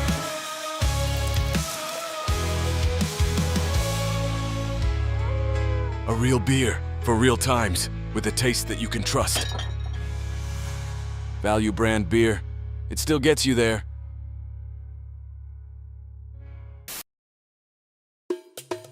Come on down and see Nuggy. I'm going to be on patrol this summer, only on Channel 93, KPPT.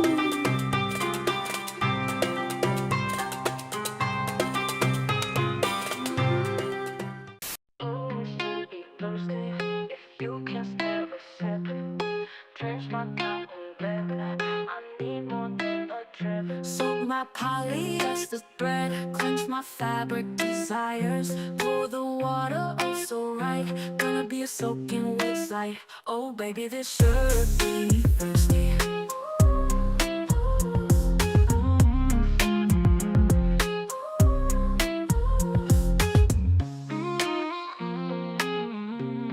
Oh baby, this should be thirsty. Thirsty shirt. It'll get you wet. Whoa! Do you like za? Xia! Come down to Hoppers and try the new garlic carrot za! It's xia out of this world! But what if I want more Shaw on my za, bruh? Then ask for the Bodhi special, little orange dude! Xia! It's not gonna cost a lot, is it? Nah! Shaw? Xia! Shaw! Hopper's Pizza, now serving West Hills, California. Conveniently located on Devonshire Boulevard near the train tracks, across the street from the original Big Beach Burger. Voted one of West Hills' actual pizza parlors, 3 years running. Void, we're prohibited to take no responsibility for your decision to eat here. These are your decisions you're making. You're an adult. Make good choices. Hi there, this is Big Jimbo from Big Jimbo's Clown Hut and Chili Bordello. Come on down if you want to see naked people and eat some chili. We got pig chili, beef chili, chicken chili, turkey chili, lizard chili. We got all kinds of chili. We got chili made out of things you ain't even thought of yet. We got chili made out of stuff you ain't even heard of yet. So come on down and get you some chili and watch some naked folk. 939 kinds of chili. Over 79 dancers in our warehouse-sized facility. Down here at Big Jimbo's Clown Hut and Chili Bordello. Also, please do not bring your children. I mean, I know we got a clown and everything outside on the front, but this ain't no place for children, all right? So, Big Jimbo's Clown Hut and Chili Bordello. 940 kinds of chili. 78 dancers. Out here in San Juan Capistrano off State Dirt Road number 3. Not for children.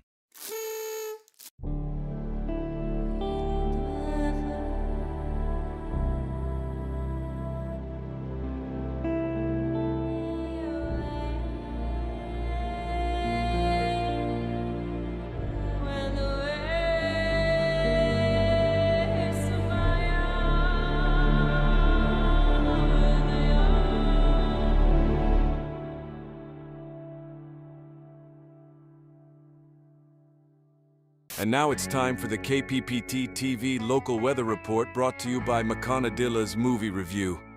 Sure, the daytime...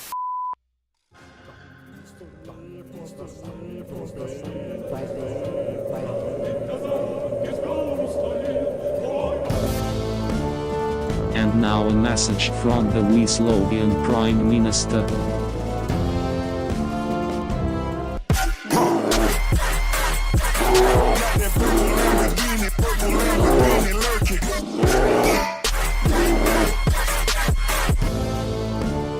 This has been a message from the Slovakian Prime Minister.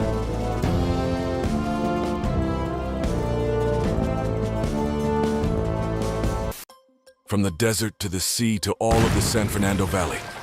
Coming up on West Hills Channel 93 Action News. Maconadilla? More like Maconadiva. How pending stardom has changed one of the stars of In All Night Live. So it's come to this? Celebrating a burger's birthday? Local institution Big Beach Burger celebrates their 60th year. And our featured story this evening, West Hills Crime Wave. A look at the Weaslovian crime gang currently wreaking havoc across the West Valley. All this and more on the West Hills Channel 93 Action News with anchor Mollusk, Scalopa Lopez, tonight at 11 right here on West Hills Public Access, Channel 93. If it's news, we'll crack it. Public access. Boy, that's Scalopa Lopez, I tell ya. All right, let's get the music going again. Specifically paused it when we went to break because I wanted to make sure everybody got to listen to the Monkees. Not that you haven't heard the Monkees before, but I love the Monkees. So we're going to listen to the Monkees together. Or at least I will subject you to listening to the Monkees with me together. Whatever works. Anyway, back to glue and shit. Give me a minute. I will burn myself. It has happened already twice. I should probably have a burn counter in the corner. Let's see here. You can never tell. There are two sides of the felt, ladies and gentlemen. Boys and girls. He's and she's, theys and thems. Two sides of the felt. Got to make sure you get the right side of the felt out. Here we go. All right. So, same applies. My line of glue on the one side. I'm just going to apply it to the other eyeball here. I'm going to start in the middle and work it around the sides. So, as you can see, this eyelid's going to sit a little lower than the other ones did, just because I want them to have that really nice, like, drunk, tipsy look. So, work that around.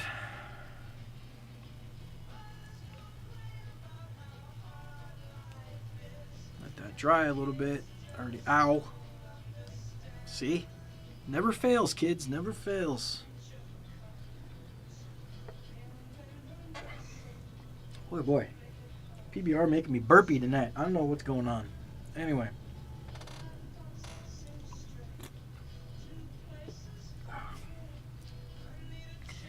Back to the desk shot. It's making me feel like Conan. I like this. This was the shot of the show I was most excited for. And, you know, this is weird to figure out, but it works. Alright. So let's get the rest of this black felt glued down. As you can see, I'm just going to put a little bit of glue on the remaining exposed section of eye behind the felt.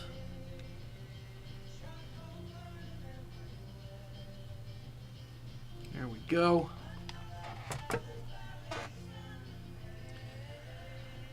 Alright. Smush that down.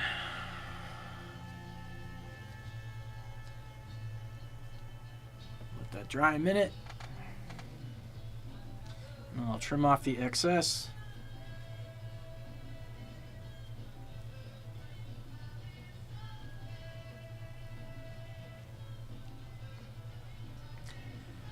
So probably keep going here for another half hour. I was really hoping to finish this tonight, but I didn't think it was going to take as long as it is, but it is. So, you know what we'll do? Let's just call it now. I'll do another stream on Sunday, and we'll finish this guy up. This way, I have him going into next week, and I can shoot a bunch of skits for the next show. So, trying to figure out what the schedule for this is going to be. I know I'm going to do Friday nights every week. Like I said, I've really missed doing a show on Friday nights, so I figure why not? What the hell? And then from there we'll figure it out. I guess since I'm not working, since I'm not working right now, I might as well do this while I'm sitting around sad all week long. Because I don't know if anyone else out there is also unemployed, but job listings are fake nowadays. And yeah, so I'm already preparing myself to be unemployed probably for the rest of the year. I just don't see things turning around. I had a couple of really good interviews last week and haven't heard back from either one. But that just seems to be the way it goes nowadays. Oh, see, I'm using this and I shouldn't be. Let's use these.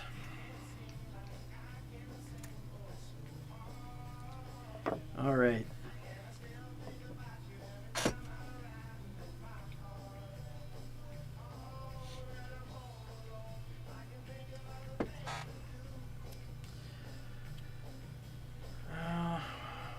Probably clean up the edge on this a little bit more before I recall it.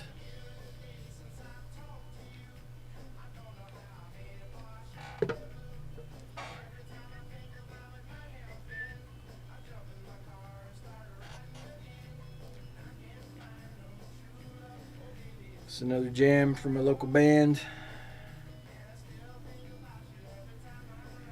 Boy, I had to, in putting this playlist together, I had to do some pretty crazy, extensive searching on the internet. There are a lot of songs out there about the Valley, but most of the time the reference to the Valley is like a line in the song, like Free Fallin' by Tom Petty, for example. It's just one line about living in Reseda. You know, on a freeway running through the yard and all that shit, so... yeah, it was interesting. There were some that I knew, some that I didn't know. And then, you know, there were some that I found for the first time. So it's always a good way to find new music, is just put together a playlist with a theme.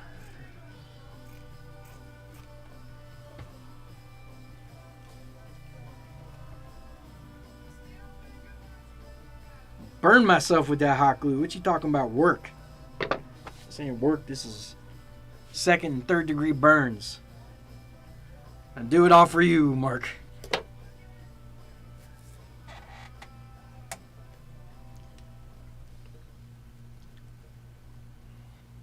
Alright, so let's get this piece of pink applied.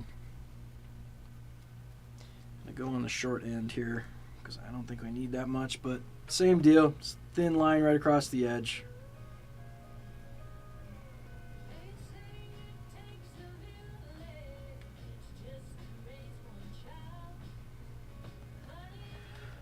All right.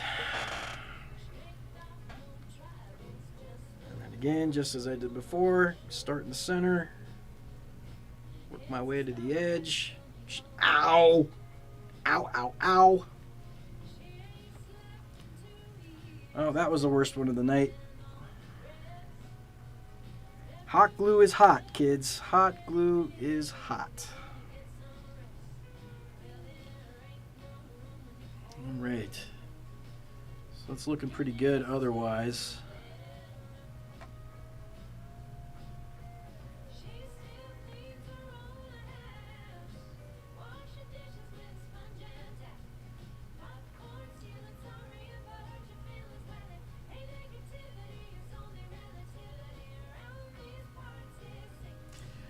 So you know this is a true song about the San Fernando Valley when someone references popcorn ceiling.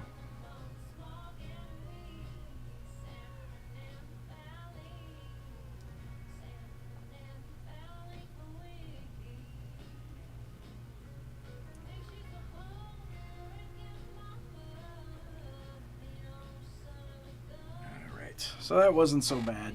But got that last little piece of black and the back of the eye to cover up, so let's just hit that with some glue real quick.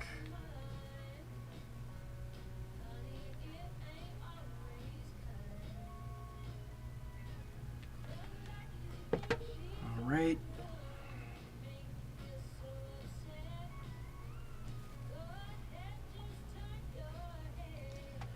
There we go. Just gotta hold that till it dries.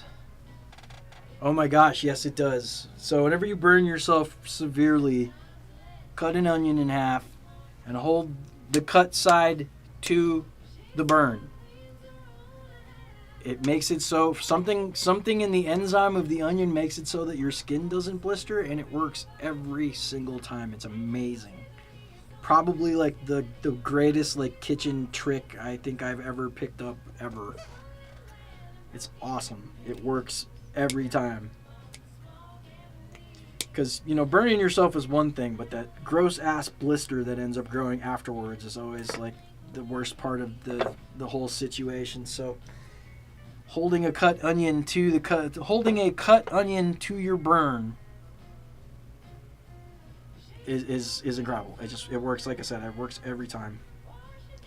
All right, so our second eye. Let's cut to the close-up. There we go. Second eye. There we go. All right. What else? So we got a nose. Let's look at the picture again, shall we? We got the nose. We got the eyes. I'm going to take a second here and draw on...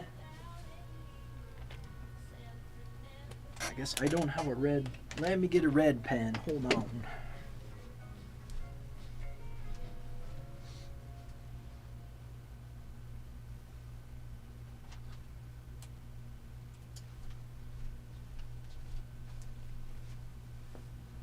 All right. Yeah, it hurts us too.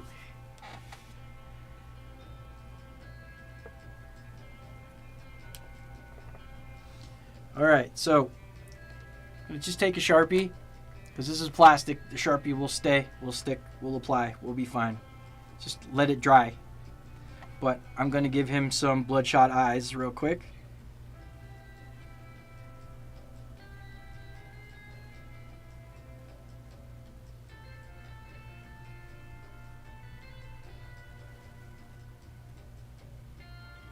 See? It's just gonna help accentuate the whole drunkenness of the situation, which is always great. Alright, so there's one side. Let's do a little bit on this side now.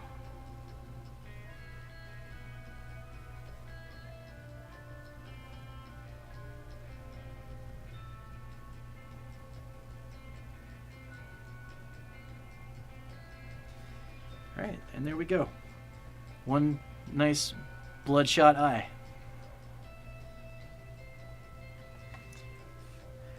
Alright, so we'll let that one dry while we do the other one here.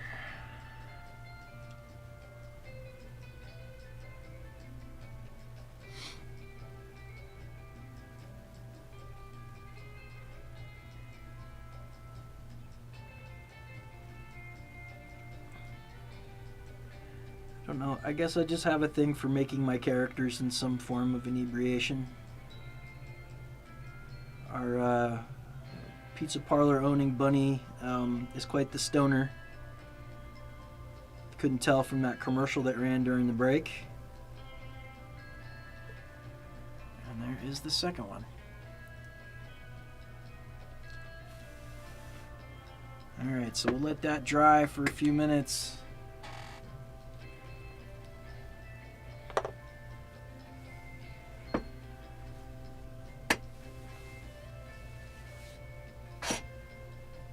We'll bring our guy back up here.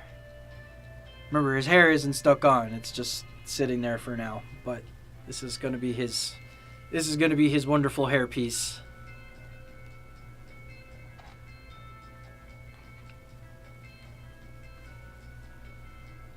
Alright, you know what, actually, let's put the hair on. Because putting the hair on will actually help me determine where the eyes and the nose are supposed to actually sit. This is a great cover from a band called Prima Donna, another local band from here in the valley.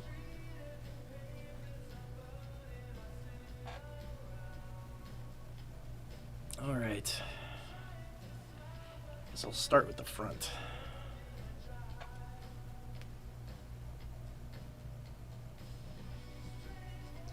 So like I said, this is a doll wig that I've kind of cut open to fit the puppet head a little better.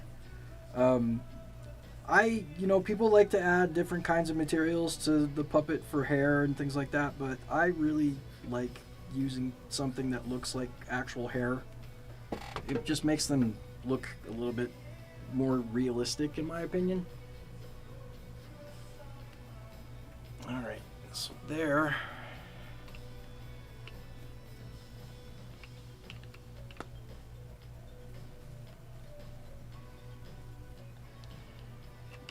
Be able to style that once I get it all glued on, but there's that.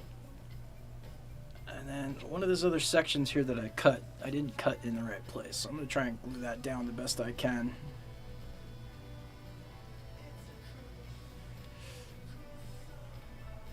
I'm really trying hard not to burn myself doing this, but I guarantee you by the time I'm done here with this wig, it will happen at least once.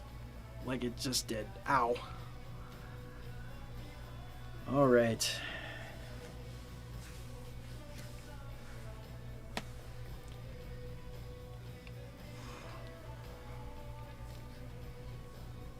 All right, so there's that piece. Let's get a little bit more here on the side. Do. Thank goodness for the 90-degree day we had. Oh my God. Southern California gets this thing in the spring called gloom. Spring gloom. It used to be just confined to June, but it is not confined to June anymore. It has been going on for like a month and a half now, so it just feels like we're living in Seattle, but today was nice and hot. I'm hoping it stays that way.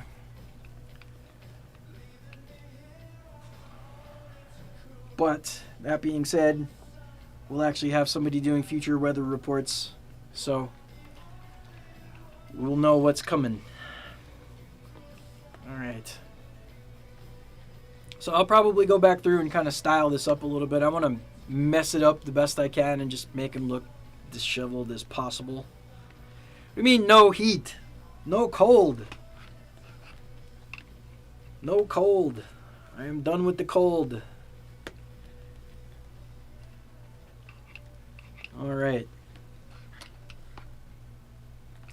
Here we go. So let's bring the picture up one more time, see how we're doing.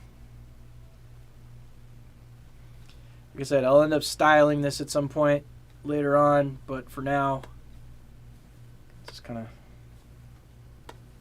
mess it up a bit. Make it look as silly as possible.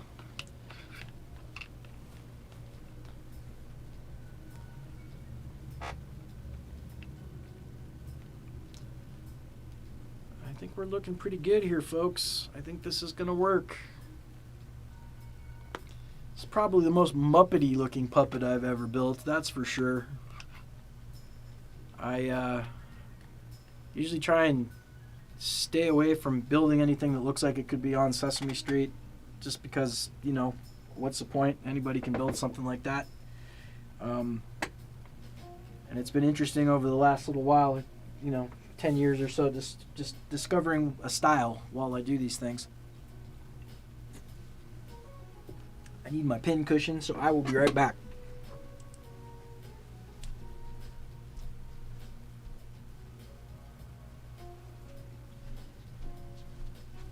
Alright, we got this cool radio song going. Look at this. This is like Muzak.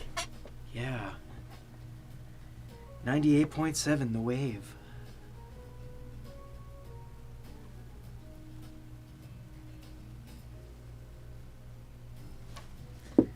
Is the Wave even on the air anymore? My gosh. Who listens to the radio?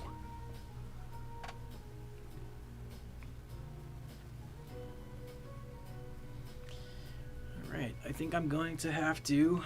So, I have a stand. I have multiple stands here that I've built. This one happens to just have a 3D printed base and a PVC pipe. Works perfectly. But whenever I'm working on these things, I usually like to use a binder clip to keep the mouth closed, because it's just easier to work on something when you can actually see the full feature without its mouth gaping open. Oh, it's working pretty well.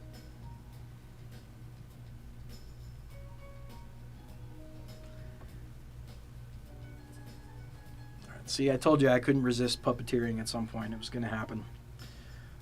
But anyway, while I've got this guy here, I think I'm gonna put the nose on. I'm gonna see if we can. So what I'm gonna try and do here tonight, I don't think we're gonna get to the arms, but I'm gonna get the nose and the eyes on at least, and then on the next show we'll make the ears and put the arms on and dress them up. Just to show you again, because I know some of you weren't here at the beginning. I've got this little cute little toddler vest tie combo thing, gonna fit him perfectly. 2T toddler clothing fits these puppets perfectly. It's really nice to not have to make clothing for puppets because, like I said, I don't like sewing machines. I use them sparingly. I know how to use one now, at least. I did not know before, but at least I know how to use one. So alright, let's get this nose put on, shall we? So let's get this out of the way.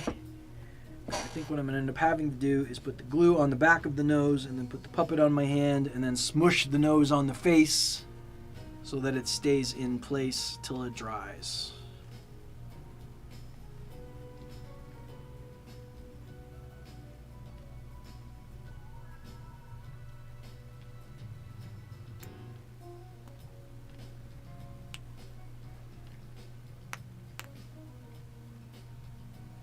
Alright, so we got glue on the back of the nose. Turn off the sketch and go back to the full screen. So we've got glue on the back of the nose. I am going to now put the puppet on.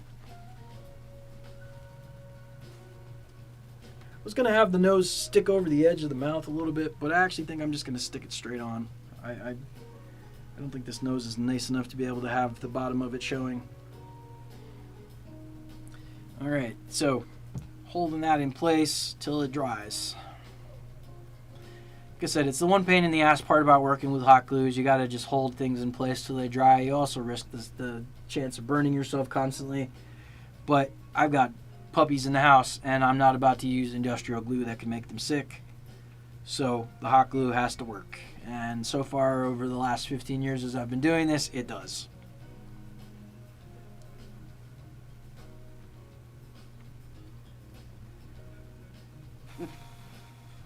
Alright, it's going to take a second. You know, usually when you're gluing this together, when you're gluing foam to foam like this, it takes forever to dry because the heat just gets trapped between the two pieces of foam you're gluing together.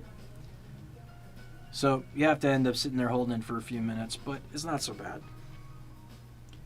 Actually, I don't need to hold the puppet or have my hand in the puppet, so I'm going to have some beer.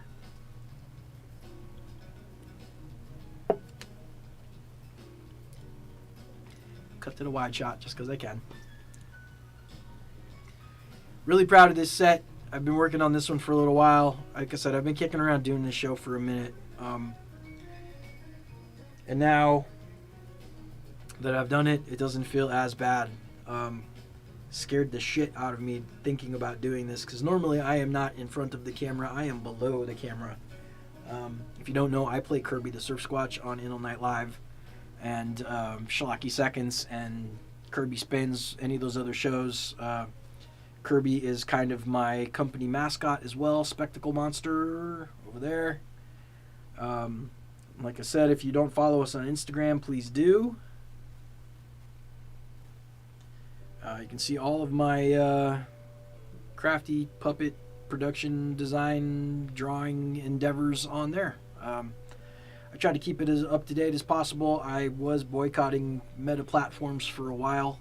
I probably still should be, because, you know, fuck Mark Zuckerberg. But in this day and age, we need the social medias to make things like this popular. Hi, Pat! Hey, buddy, it's been a minute. How are you? Hope you're doing well. We are here tonight building another Fabricated American for the KPPT-TV family. We are building our Weatherman character tonight. And his name, since you're just joining us, I'll bring the sketch up again. His name is Skip Tipsy. Thank you, Green Gables gal. Yes, it's, like I said, it's been at least 10 years since I've had that account going, so there's quite a bit of stuff up there. All right, check it out. There he is. Beer's in the way. His nose is on. Wow, this really is like the most Muppety puppet I think I've ever built. It's so funny. It doesn't take much, I guess. It was kind of the brilliance of Jim's work, is the simplicity of it all. I mean, you look at the blue guy on Sesame Street, the one that Grover serves soup to all the time, and he's as simple as it gets. So now we've got to put the eyes in. And that's always the fun part, because you only get one shot at it. And I'm a little worried now that he's going to look a little funny considering how big his nose is. But we're going to go for it. I think I already know where to put him. So I have an awl. That's not all.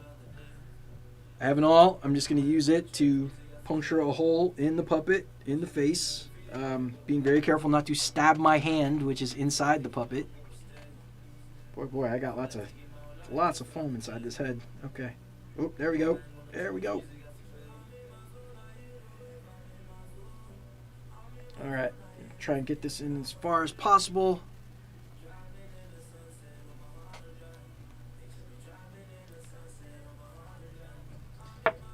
Bring the sketch up one more time. All right, so let's do the singular pupil eye.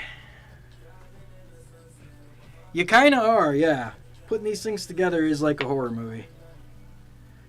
They're boy, when you've got a bunch of them in various stages of construction and they all have their eyes in but don't have pupils, it's like watching a damn zombie movie. All right. This is usually pretty hard to do, but I think I get it.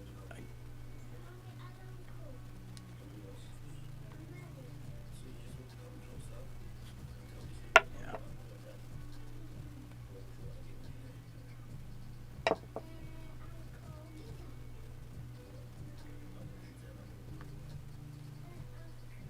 All right, almost. My gosh, this is hard.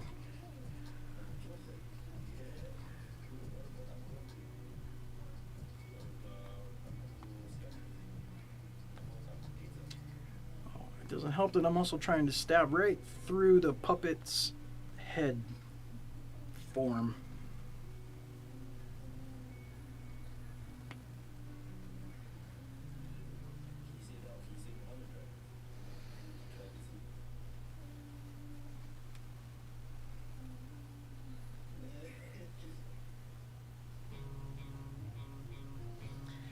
Alright, so I've got the eye in, but now I've got to get this backing piece in so that it doesn't go anywhere, and that's usually the difficult part. So let's see.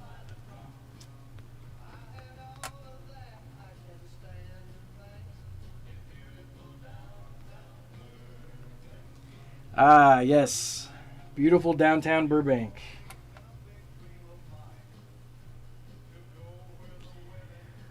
Well, I'm not going to be able to get these pieces in, so I think I'm going to have to glue these eyes on, which is okay. I'll save those backing pieces for something else.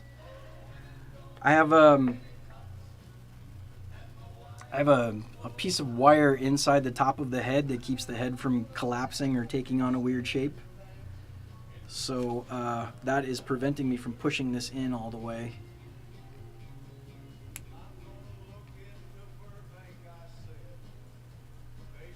But that's okay. I've got this extra fabric on the back of the eye, and that should help keep it in place.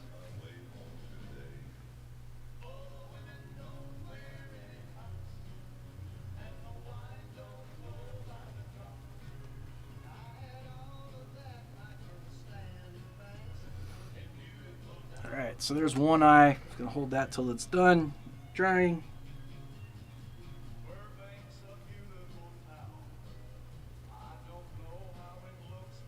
I hope everybody out there is having a good Friday night so far. I have already exceeded the amount of time that I was planning on streaming tonight, which means I must be having a good time, so I hope you're having a good time as well. But as soon as I get this other eye on here, we'll probably wrap up for the night, and on the next show we will get the arms attached to this character and get him dressed up and get him ready to go, and then we'll start the next one, because we got quite a few of them to get going here. I think next puppet I'll build is a yellow furry one. It's Blackout Bob, the moth character that I've been planning on building for quite a while now. So that'll be fun. Alright, so there's one eye.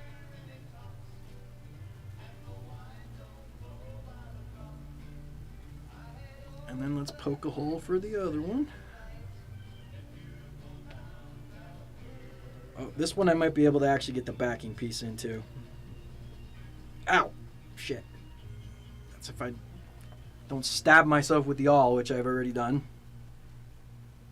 Hopefully I'm not bleeding. I'm not. Okay, good. I didn't break any skin. Or I broke some skin, but I didn't at least break it that hard, so. I did forget to do one thing on the nose of this character, so I will have to carefully do it on the next show, but I wanted to give the nose some Gin Blossom stippling just to push home the drunkenness of it all.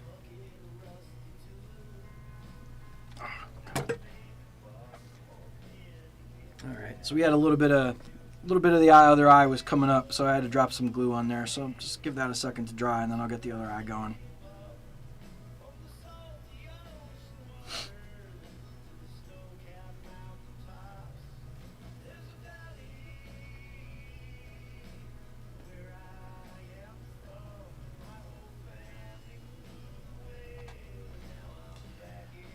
Alright, here we go.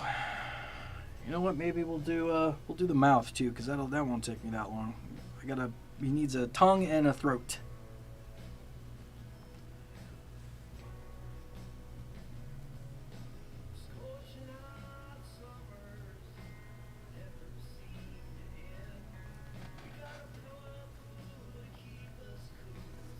Alright, so let's get this other eye plugged in.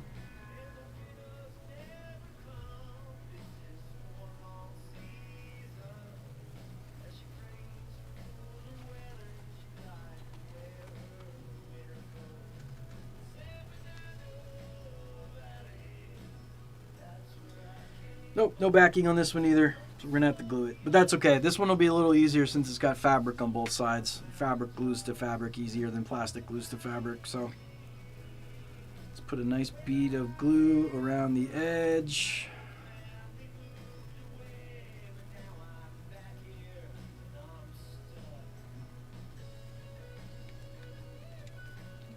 Well, that would be why my glue gun is acting up. It's unplugged. Oh, shit.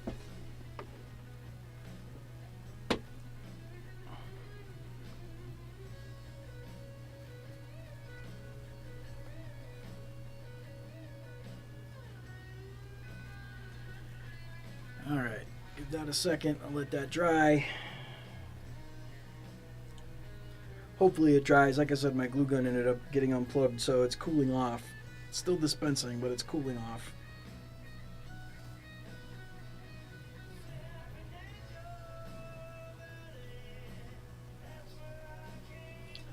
Look at that, we got 8 people watching. Say hello out there if you haven't said hello already. It'd be nice to see who you are.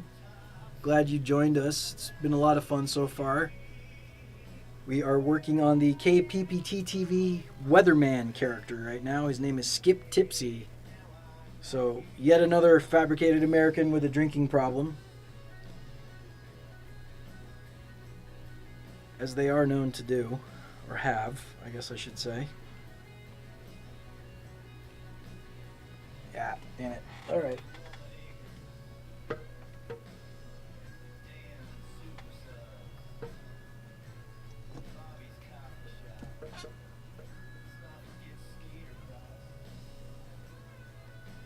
Yeah, so that glue did not work as well as it should have.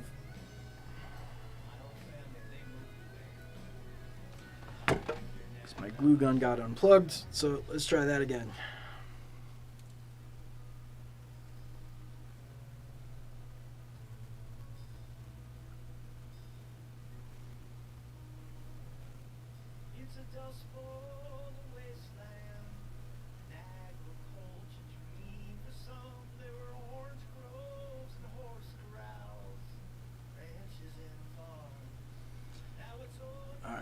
Well, while my glue gun heats back up, I'm going to cut out the pieces of felt that make up the tongue and the throat. So we're just going to leave him be for a minute, because that eye is not sticking like it should be. Alright, so I've got 2 patterns here. I've got one for the tongue, one for the throat. So the throat will be cut out of black fabric. I'm sorry, black felt. It will be cut out of black felt. You always want to use felt inside the mouth because it folds and bends easier on the puppet seam inside the mouth.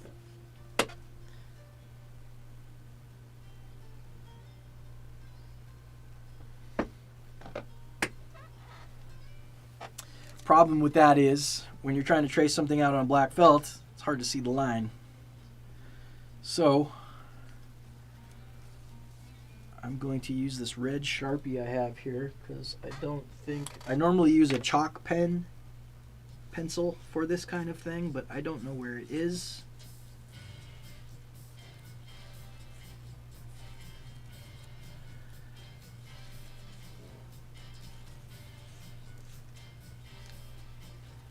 Alright, I mean yeah, you can't even see it on the camera, but I can see it with my eye. At least it's the red ink from the marker at least helps with that. Alright.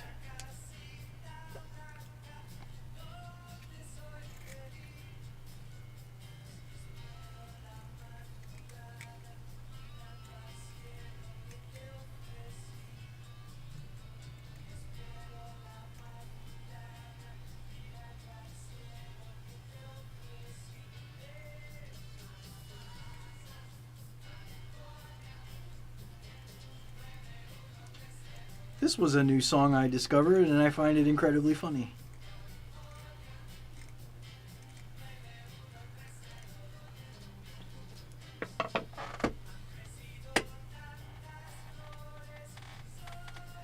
I forgot to get the pink felt out to do the tongue, so sit tight everybody, I'll be right back.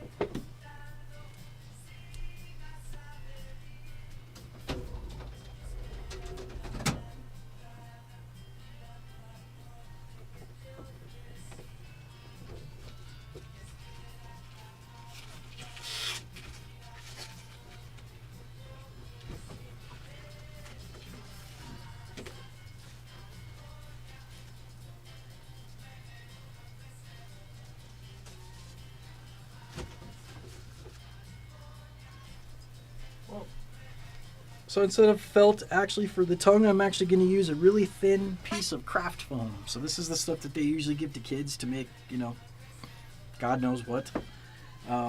Whatever kids make these days. But this is usually, you know, the stuff you find in like Michael's or Joann's, RIP. Specifically for kids crafting.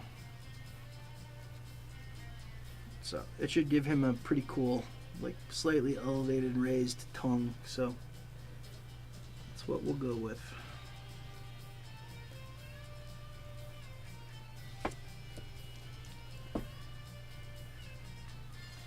So the nice thing too about using the red pen here is too, some of the red pen will show. I'll probably go around the edges of it with the red pen just so it's got a nice, you know, outline to it. I will also use the red pen to add a little accent to the middle of the tongue. So let's see, in just a second I will show everybody.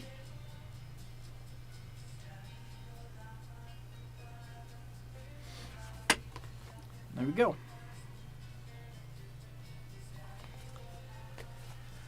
So let's cut this bad boy out, shall we?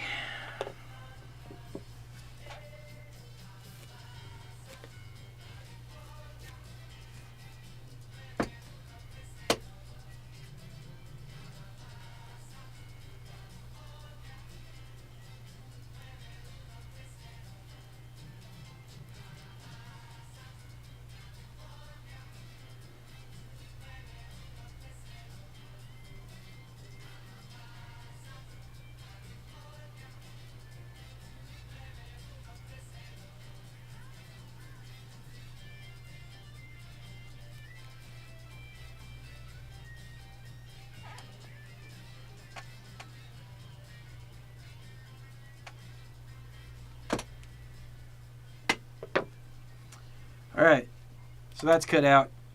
So like I said, I'm going to take the red Sharpie and just kind of go around the edge a bit. Just to give it a bit of an accent.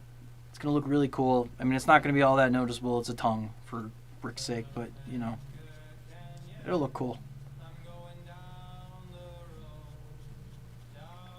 Ah, the Ruin Brothers. Well, if you have not discovered the Ruin Brothers yet, I highly recommend.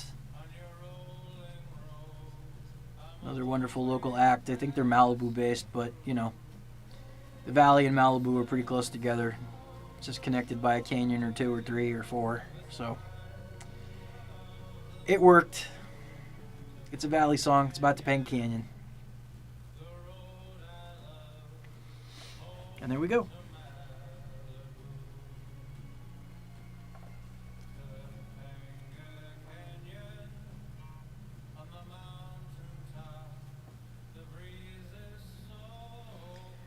Some of the edge. So the nice thing too is with this stuff, the marker kind of bleeds a bit, so it kind of even covered on the top side. So I have a really nice outline on this. I'm going to make that line in the center that I drew a little longer though, just to accentuate it a bit.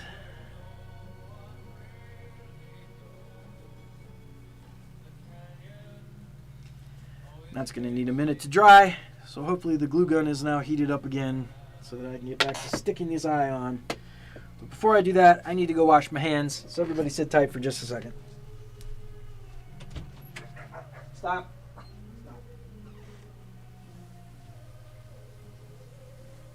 No.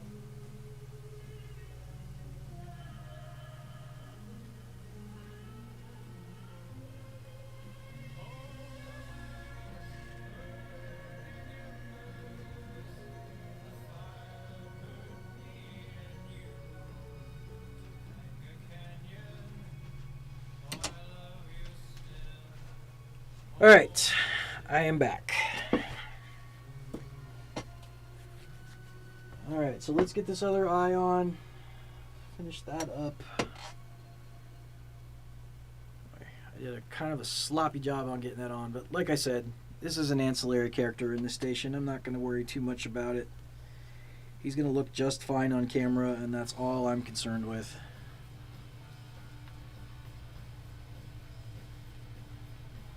Another song, not necessarily about the Valley,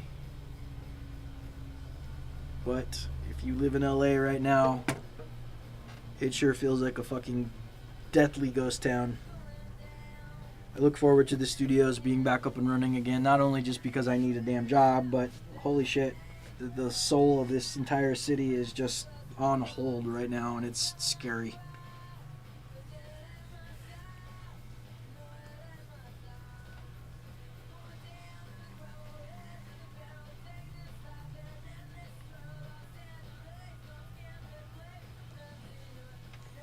This one a little bit more too.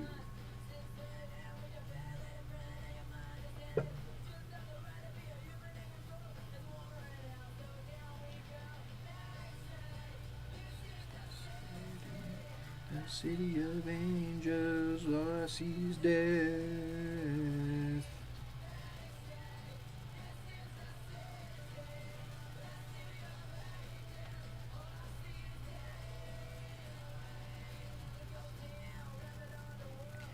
All right, I think it's looking pretty good, everybody. I'm happy with it. You ready? I'll take my hands off his face so you can actually see the way his eyes look. Ah!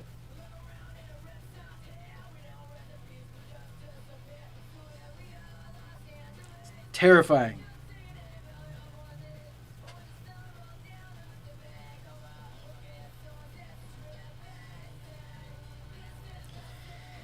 Yeah, I'm trying. Believe me, I need the distractions as well.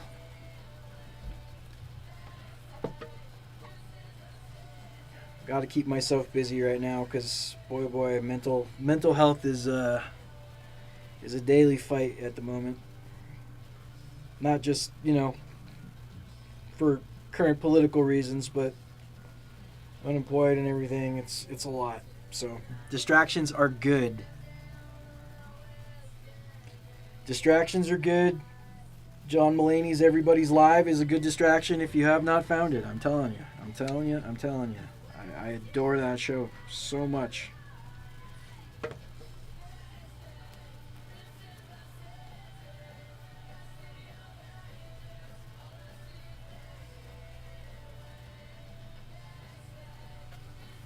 All right, almost there. Just gotta let this dry a little bit more.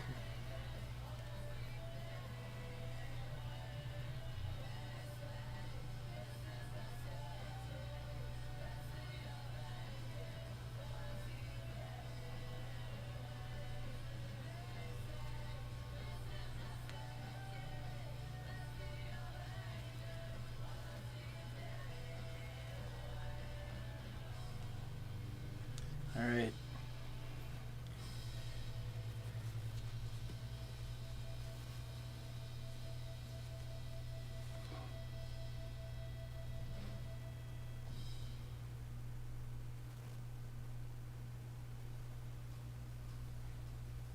Ah! All right, where are my pupils? All right, so got my sheet of puppet pupils here. I'm actually gonna put the binder clip back inside the head so the mouth stays closed while I'm finishing on this. I'm gonna stick the pupils on, then we'll stick the mouthpieces in, and then we'll wrap up for the night and finish up the arms and the clothing on the next show on Sunday.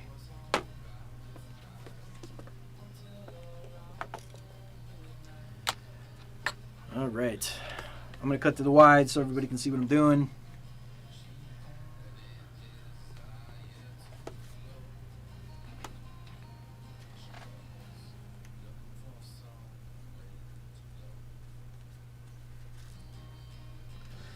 So like I said, I have a small cricket that I use to cut out these little puppet pupils, and the reason I like these is because they are removable. So I will actually be able to take those off if I so choose at some point. It's always kind of nice just to have the option. You never make anything permanent. Most of the time when you're making these things, they have to be permanent.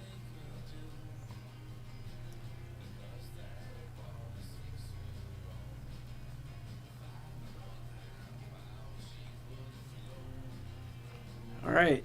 Wow, this dude's a little terrifying, but here he is.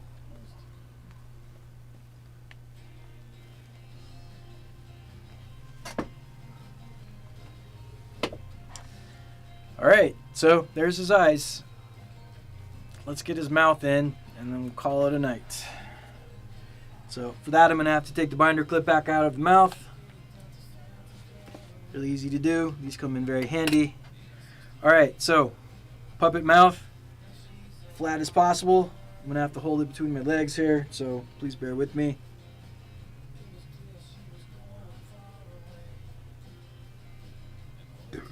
Ugh, excuse me.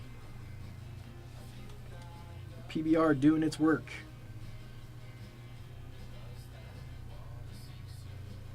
Ow.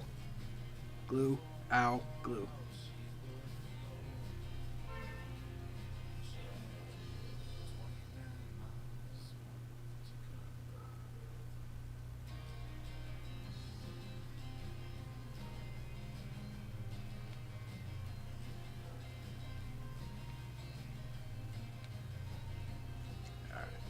So, kind of difficult when working with the hot glue to get close to the edge when you're doing pieces like this. But I think I got this working. So let's see if I can do this without causing a lot of stringing.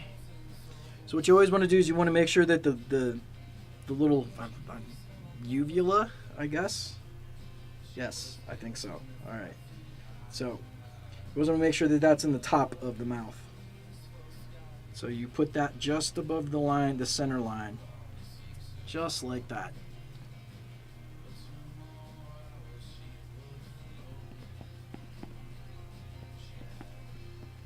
All right, that's great.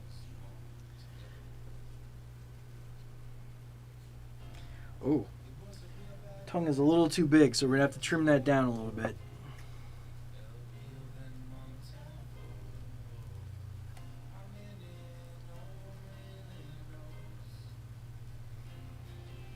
Means I lost some of my outline, but that's okay. This still looks pretty good actually, so I'm just gonna go with it like this.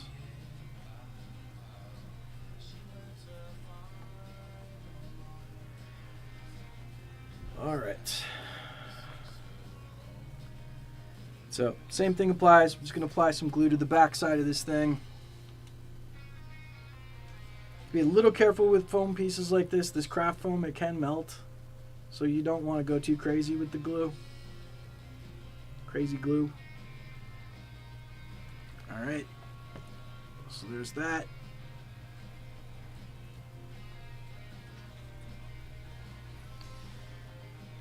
And same as the last piece, I'm just gonna make sure I want that to get attached to the lips. I'm gonna pull that down a little bit. So just drop that right at the bottom of the throat piece that we just applied.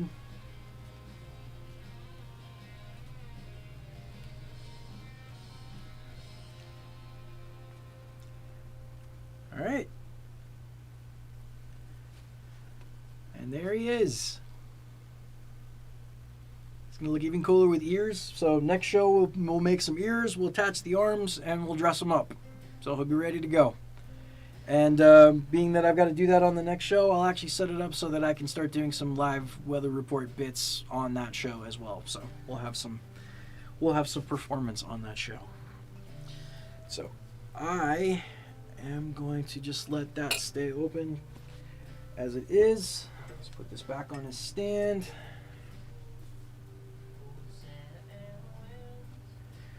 All right, so there's our guy. So let's see how we're doing here, shall we?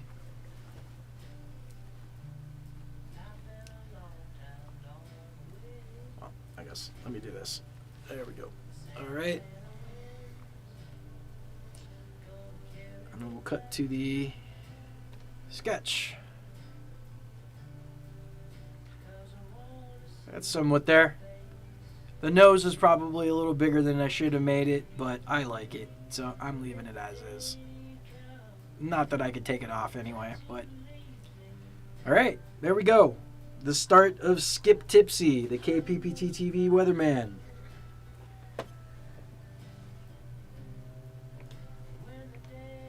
Alright, well, we're going to wrap up here. So next show will be Sunday. We'll get this puppet finished up.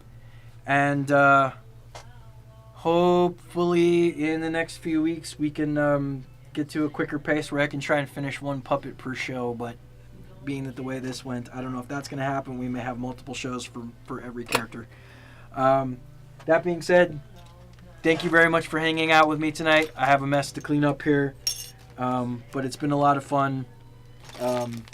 Thank you to Jeff and Leighton and Mark for finally talking me into doing this, because the prospect of it has scared the crap out of me for the last little while, despite the fact that I have built this set and everything. So, if you're out there and you can throw a couple of bucks my way, please do. It would be great. If you want to listen to tonight's playlist again at some point on your own, there's the link. The KPPT-TV Spotify account will have all of our playlists going forward. So anything in All Night Live, anything in All Brunch Live, anything from this show, all those playlists are up there. There's even older playlists from a few years ago when we used to do playlists regularly.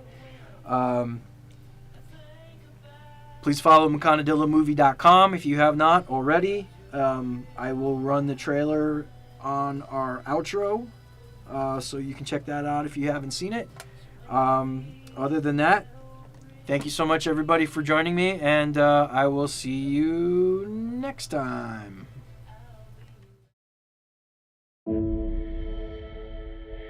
have the immense pleasure of calling to tell you, you're fired! You know that whole engagement thing that had you so freaked out a couple weeks ago? You're off the hook. I'm gonna move to Seattle and live with my parents. I'm gonna grow up. By moving in with your parents? I wish I was more like you. Not give a fuck.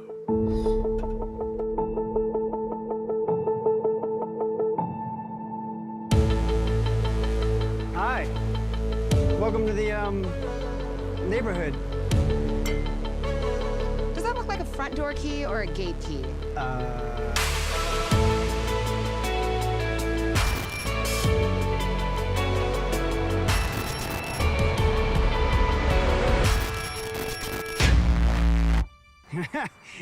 You're making a lot of noise. Okay, I'm gonna need an explanation. That is... The rat? I think he's turtle. Maconadilla. Makana... No! What the fuck? You're sure as shit smack dab in a horror film right now, yet you're acting like it's a fucking rom-com.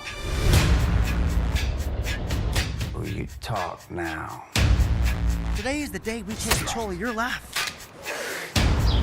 Shut the fuck up. There's gonna be a war. I'm Batman. That dude was in a fucking crime family? Always lobbying, bro! Yeah! We are Batman. We identify as a we, don't we? Whoever did this, find them and kill them!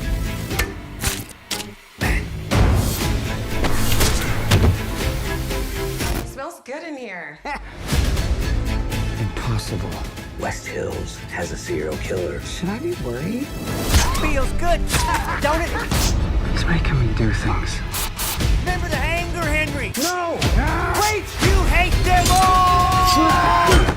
I fucking got him. Fuck.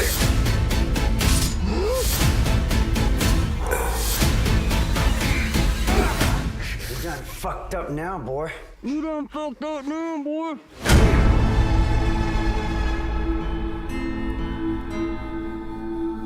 Fucking hate puppets.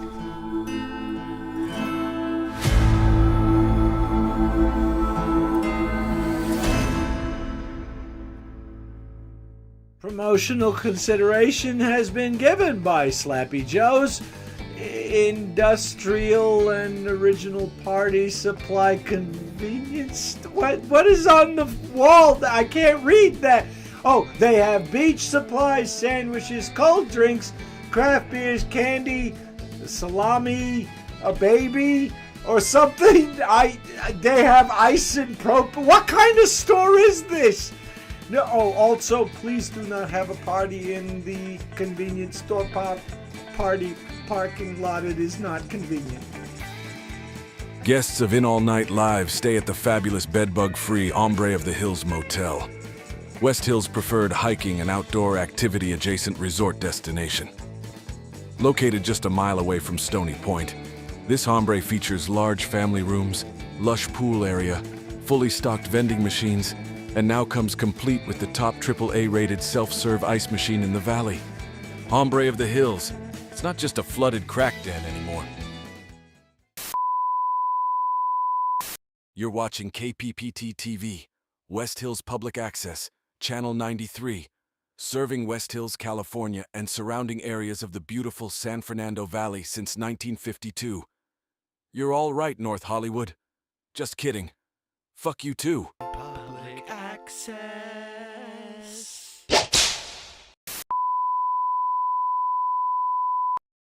Our national anthem.